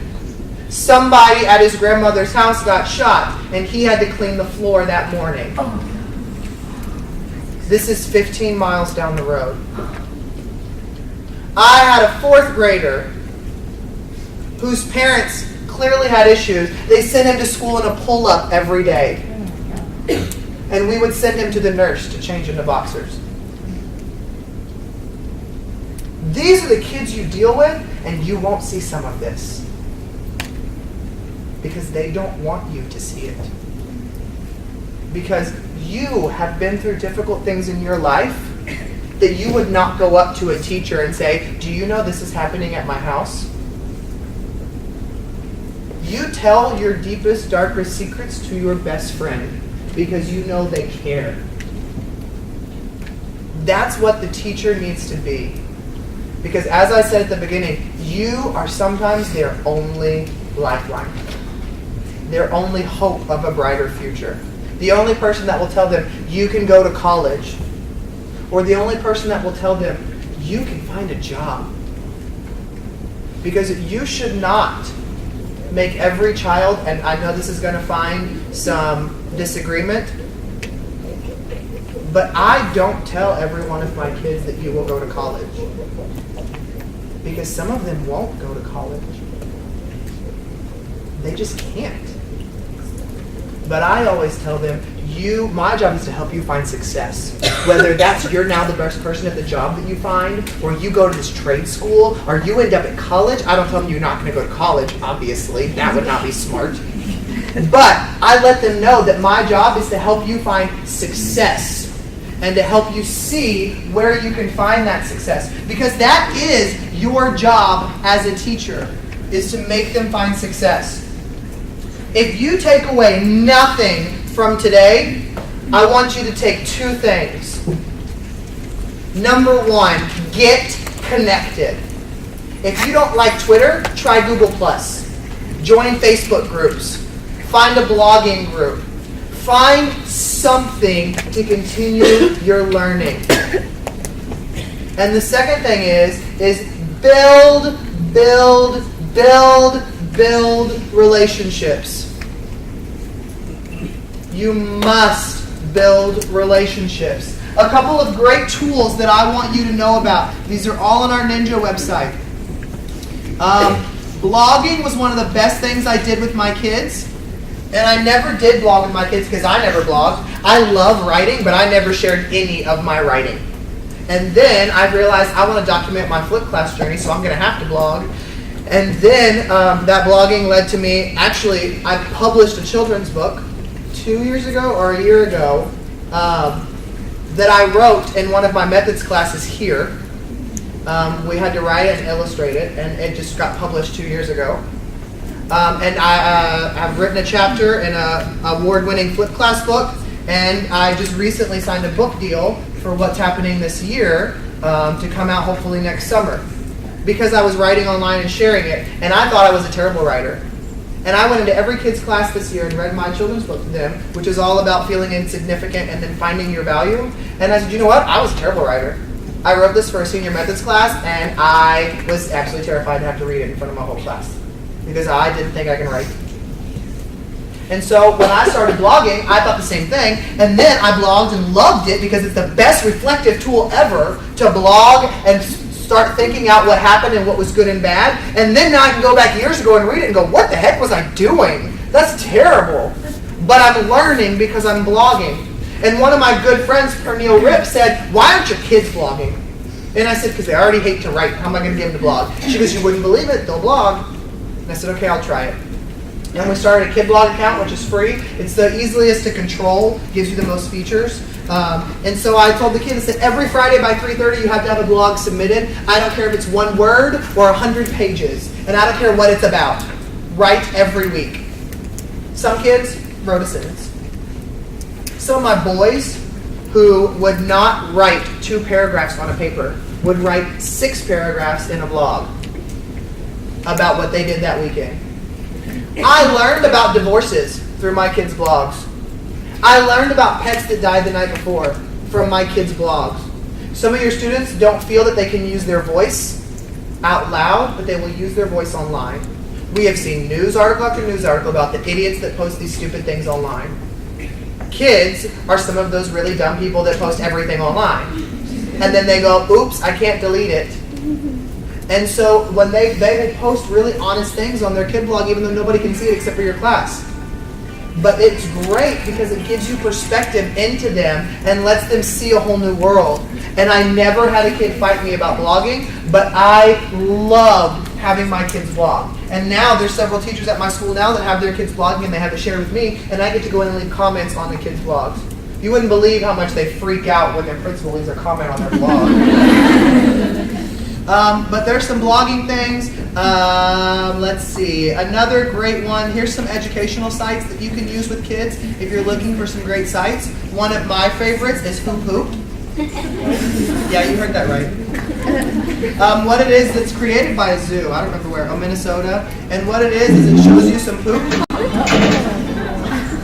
And you got to guess what animal pooped it. And then it tells you about that animal. So you get a goat, and it says, oh, you got it right. And then you learned about a goat and all that other kind of stuff. Elementary kids love gross and stupid. Find a lot of gross and stupid, and we'll have them like putting in your hands. Another great one is Wonderville and Wonderopolis. We use Wonderopolis every single day. Every single day it has something new to wonder about. And then it helps you find the answer. So that's the kids' warm-up every day when they come into a class. One thing is, why does a skunk have a stripe on it? And so the kids wonder about it right there, and then we go into the answer and find out what it is. Just random wonder things to wonder about. There's some other ones too there that you can check. Podcasts are a great way to learn. They are audio recordings, sometimes video recordings, that you can learn that are education related. There's all kinds of podcasts. The first one I have on here is called Edu All Stars. That's my podcast, which is why we put it on here. But we've been doing it for a little over a year. We just did 67th episode on Sunday. One of the best things I ever decided to do was to do a podcast. We interview people who we consider to be the difference makers in education and who have inspiring stories that have inspired us from around the world. The first person we interviewed was Olympic gold medalist Steve Messler, who started the organization Classroom Champions, which is a great organization that you should use in your classroom, and it's listed underneath the collaboration tool. But Classroom Champions, he started it because he won the Olympic gold, and he was speaking to all these classes, and then he said, and then I leave, and there's no connection, and there's no real lasting impact from me visiting those classrooms. I want to create something that will leave a lasting impact. So he created Classroom Champions with his sister, and what they do is they connect top-performing athletes with schools and classrooms and teach them character education through recorded videos. Fair play, goal setting, teamwork, community involvement, all things like that. Merrill Davis and Charlie White are Classroom Champions athletes. Emily Cook, Josh Sweeney was our Classroom Champion athlete last year. You can use it all for free online. Everything is free. All the videos, all the resources, everything. Now, you can also apply every spring to be a Classroom Champions teacher. What's the difference? Well, you can go to the website and use everything for free, but if you apply to be a Classroom Champions teacher, you get selected like we did last year. That means I get an athlete specifically assigned to me. The videos are made for my kids, and we get to do a Google Hangout in the fall and a Google Hangout in the spring with our athlete. We had Paralympic athlete Josh Sweeney, which is so much cooler than having an Olympic athlete. Josh Sweeney fought in Afghanistan, lost both of his legs when he stepped on an IED, came back to America, joined the men's sled hockey team, and they won gold this year in the Winter Olympics because he scored the only goal for the U.S. men's team. My kids followed his entire journey last year, and they watched the game live. Then we won a video contest, and Josh came to our school. That was amazing to have Josh come up to our school. We had 700 pre-K through 5th graders in the cafeteria. If you haven't been in that environment, it's chaos. You could have heard a pin drop for 45 minutes as Josh spoke to them, because many of them haven't seen a disability. And when a man rolls up in a wheelchair with a gold medal around his neck, number one, you're like, oh my God, there's a gold medal. And then you go, oh my gosh, he has no legs. And then so the kids, and it's funny the questions kids ask because they have no filter. And they asked him things like, are you angry that you don't have legs? And he said, you know what? No. He said, do you know if I wouldn't have lost my legs, I would not be an Olympic gold medalist right now. He said, why would I be angry about something I can't change? You don't need to be angry about things you can't change. You learn to live with them and find ways to flip it for positive. I will remember too, it was a kindergarten teacher. During the interview with Steve, he talks about this. There was a kindergarten teacher that was using the videos. And she had an Olympic athlete who played basketball in a wheelchair. And disability is a word that we are taught, not a word that we are born with. And kindergartners don't know that word. And so they used the videos all year long. And at the end of the year, they went to the zoo on a field trip. And one of her kindergartners came up to her and pulled her sleeve and said, teacher, look at that girl over there. She doesn't have an arm. What sport do you think she plays? Because they thought, if they're missing a limb, they have to play sport. Because our athlete plays basketball in a wheelchair. That's the kind of things you can impress upon your kids. And people used to always tell me, how do you have time to do this? How was your class able to Skype with 34 different states and 7 different countries? You're supposed to be teaching math. How do you have time to listen to 16-year-old Jack Andraka? How do you have time to talk to these Olympic athletes? None of that has anything to do with math. We did over 60 Skypes a year or Google Hangouts, never had any of them to do with math, and that's what I taught. Why did I do it? I am going to build you experiences for you to have for the rest of your life, because if you love coming to my class, you will love learning in my class. And so I can connect you, because my kids won't leave the state of Texas, most of them. But they leave my class saying they've been around the world. And when your kids can Skype with Australia, which because of the time difference, it is 10:45 a.m. on a Wednesday, when it is 6:30 p.m. on a Tuesday in Texas. And so your kids go, we Skype with the future. Exactly. And you notice I said 6:30. Yes, my kids, 75 students, 43 showed up at 6:30 at night to do a Skype with Australia. Why? They wanted to hear the accents. But they showed up. When we Skyped with Sweden, they showed up at 7:15 in the morning. 58 at 7:15 in the morning. Because they want to connect. Don't discredit them. And when you connect, you begin to get a world mindset.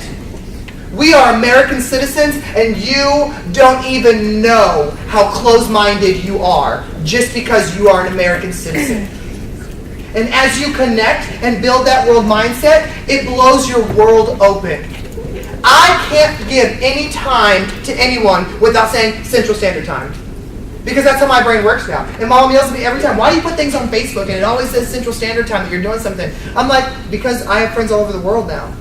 And I do things with people from all over the world, and I have to translate in my head all the time the different time zones. When we Skyped to Sweden, it was right after the Sandy Hook shootings. Their third question, are you allowed to bring a gun to school as a teacher?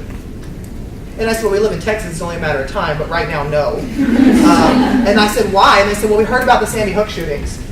And I thought, after we ended that call, all I could think about was, why do people in Sweden know about something that happened in one of our states here in America?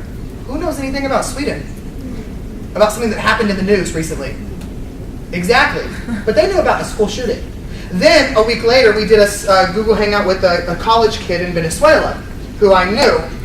He was Venezuelan, but I knew him. And, of course, when you mention school shooting in front of 5th graders, and they think everybody from every other country should know about it. So the first question they asked our Venezuelan guest is, did you hear about the school shooting in Sandy Hook? His response, yep, it's typical American. And I said, what do you mean it's typical American? He said, you don't value your kids. He said, do you know we've never had a school shooting in Venezuela? We have people break into the school when it's closed and steal all the stuff and destroy stuff, but they don't do it when kids are there. And I said, but I'm confused on how this group in Sweden knew about it, how you down in Venezuela knew about it. And he said, that's because you're American. He said, every country in the world knows about what goes on everywhere. We know all about what goes on in America and in these other places. You guys don't care about anybody but what's going on in America. You don't care about the world news unless it's a war. And I thought about it, and it's true. We don't know unless the royal baby gets born or a bomb explodes. Do you know that 2 to 3 days a week there are mass shootings and stabbings at preschools in China? A week. We don't hear about it. Someone is there. We have to get connected to start learning from others. My students, 90% of them saw snow for the first time because we had a brother class from Michigan. This teacher I had met online, and it really seems like online dating too, because you get to become really good friends with these people, and then you meet them in person for the first time, and you go up and you're like, oh my God, are you going to be a freak, or are you going to be exactly like you are online? But it's great because I go to conferences now, and I have friends that are there, and they are real friends. I may have made them online, but we run up and give hugs, and we go out to meals together, and we talk about all kinds of stuff. And my best friends are people that I have met online and learned from and with, and then built those connections in person. This guy from Michigan is one of my best friends. I flew up to Michigan to go to their state conference and present there and stayed with him for a week. He came down to Texas and stayed with me and my wife for a couple days. And so we decided to have a brother class because we heard about a teacher in Louisiana who had a sister class. And every Friday for 30 minutes we would do a Google Hangout with our classes, his 3rd grade, my 5th. And all they would do is for 30 minutes share stuff they were learning that week. His class bought Google Glass. And it was during the big snowstorm. During recess, they called into us and we got to slide down from a first-person perspective in a sled using Google Glass. You talk about cool. When our Olympic athlete came to our school, who did we let participate with us? Our brother class Google hung out in and got to participate with the athlete as well. You begin to break down walls and give kids a worldview perspective. And it doesn't take any planning on your part, and it is terrifying every time because you don't want to look stupid. But there is a mute button, and there are many times that I mute the mic because I'm like, oh, hold on just a minute, mute. If you don't stop, I'm going to make sure every one of you staying for recess data. Okay, we're back now. And the kids will act dumb in front of the camera, and they will wave, and they've got to get that out of their system. And the kids will say things that make no sense, and the technology will fail, and the camera won't turn on, but you can hear, or the camera's on, but you can't hear. Everybody has those issues, and it's not embarrassing for them when you do them. Coming outside of your comfort zone is what is necessity for you to grow as a teacher. Continually step outside and do things that make you scared. If you are comfortable, you are not doing something right. And I always believe if you're not making somebody angry, you're not doing something right. And that's the truth. But back to Edu All-Stars, so we did that, and then as we were connecting, we were like, who's the biggest person in education we could interview? Secretary of Education, Arnie Duncan. And I said, there's no way he's going to respond to us. But, we believe in connecting, so let's tweet him. Tweeted him, 2 months later, we interviewed the Secretary of Education. 3 teachers from a tiny town in Texas, with his very first Google Hangout, and his very first interview by teachers. Because we sent him a tweet. Does he run his own Twitter account? Half the time, no. But his aide saw it and said the thing for us. And so we got to do that. We've got to interview people like Angela Myers, and you're probably not going to know any of these, but if you get connected, you will. Kevin Honeycutt, Adam Bello, Eric Schinninger, Dave Burgess, which leads me into buy the book, Teach Like a Pirate. It is mandatory reading for every teacher that I work with. Teach Like a Pirate by Dave Burgess. It is a short read, but it will light your fire and remind you of the teacher that you need to be. Because if you don't stand up there with passion, nobody will care what you are saying. And you have to find the passion and bring your love into what you are doing. Because if you say, today I'm going to teach you about area. And when we do area, we have to do, it's boring. You got to act crazy, look a fool, and then pull it all back together to make it work. But Teach Like a Pirate is wonderful. Another great book that I would recommend is a book called Mindset. by Carol Dweck. I read that this summer, and it talks about the difference between a growth mindset and a fixed mindset. And I always thought I had a growth mindset. But as I read through the research and read through this book, I realized my mindset was more fixed than I had originally believed. And as a teacher, you've got to have a growth mindset. Because you have to realize that when you make mistakes, it is not a direct reflection of your ability, it is a reflection of your learning. So there's lots of podcasts that you can check out on there. They're all free. 99% of these things on here are free for you to use. And especially check out our Google Stuff page, because it's tons of stuff that Google offers that you would have never known Google offers, because they don't advertise it, because they don't have to. They make tons of money on their own. And so it's tons of great stuff. All of it's there for you to utilize. Before I close, there's one more video, or actually there's two more videos I want to show. They're both by Kid President. I'm sure you've heard of Kid President. We are obsessed with Kid President on our campus. We are participating in Socktober this month, so if you don't know what Socktober is, go and Google it. But there's two quick videos I want you to hear. The first one is 20 things we should say more often. We should say more often. Thank you. And not just on Thanksgiving, every day. Number 19, excuse me. Number 18, here's a surprise corn dog. Corn dogs, the more happy people. That's the idea. Corn dog for you, corn dog for you, corn dog for you. Number 17, I'm sorry. Number 16, I forgive you. Number 15, you can do it. But don't say it if it's something you can't do. Another thing that we should say more often, I have barbecue sauce in my shirt too. If you left the barbecue sauce on somebody else's shirt, take a look at the barbecue sauce on your own shirt. Number 13, please. Number 12, everything is going to be okay. Number 11, oh, you got me a corn dog too? I don't know. I know a lot of people who need to say that. You're so awesome, I named my dog after you. That could hurt someone's feelings. I don't. I named my dog after you. Oh. You're so awesome, I legally changed my name. Just tell people they're awesome and mean it. Hey, hello, person that I've never met before. Here's a high five. My sports team is not always the best sports team. It takes a big man to say that. Sometimes that's the best thing we can say. Number 5.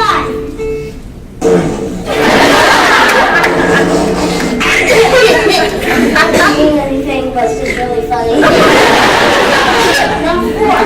I disagree with you, but I still like you as a person who is a human being, and I'll treat you like that. Because if I didn't, it would make everything bad, and that's what lots of people do in this lane. It's okay to disagree, but it's not okay to be mean. Number 3. Sometimes you just gotta scream.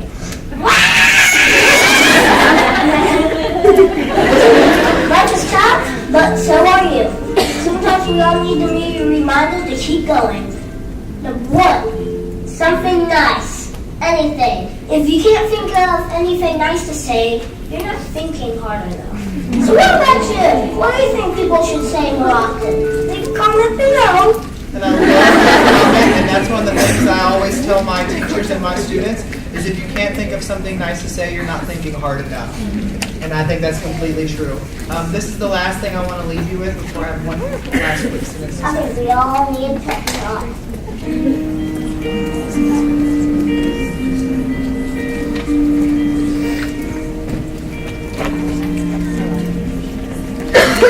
The world needs to stop being boring. Yeah. Boring is easy. Everybody can be boring, but you're good at that. Life is not game, people. Life isn't a cereal either. Well, it is a cereal. Are we on the same team? I mean, really, right? I'm on your team. You're on my team. This is nice, people. We got air coming through your nose. We got oxygen. That means it's time to do something. Uh-oh. 2 roads diverged in the woods, and I took the road less traveled. It hurt, man! Rocks, bullets, and glass, bullets broke. Wah!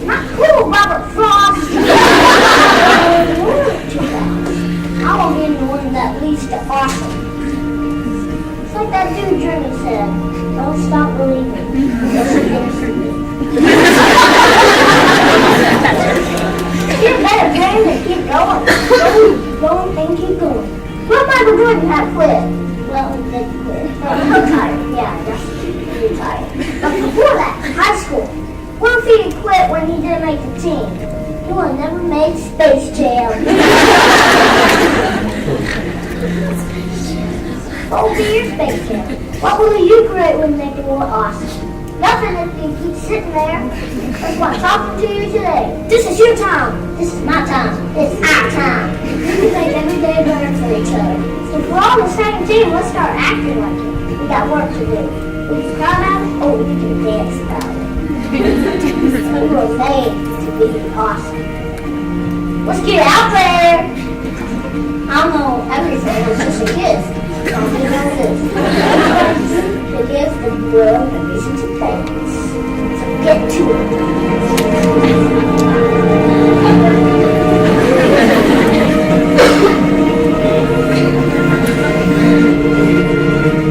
You just need a pep talk.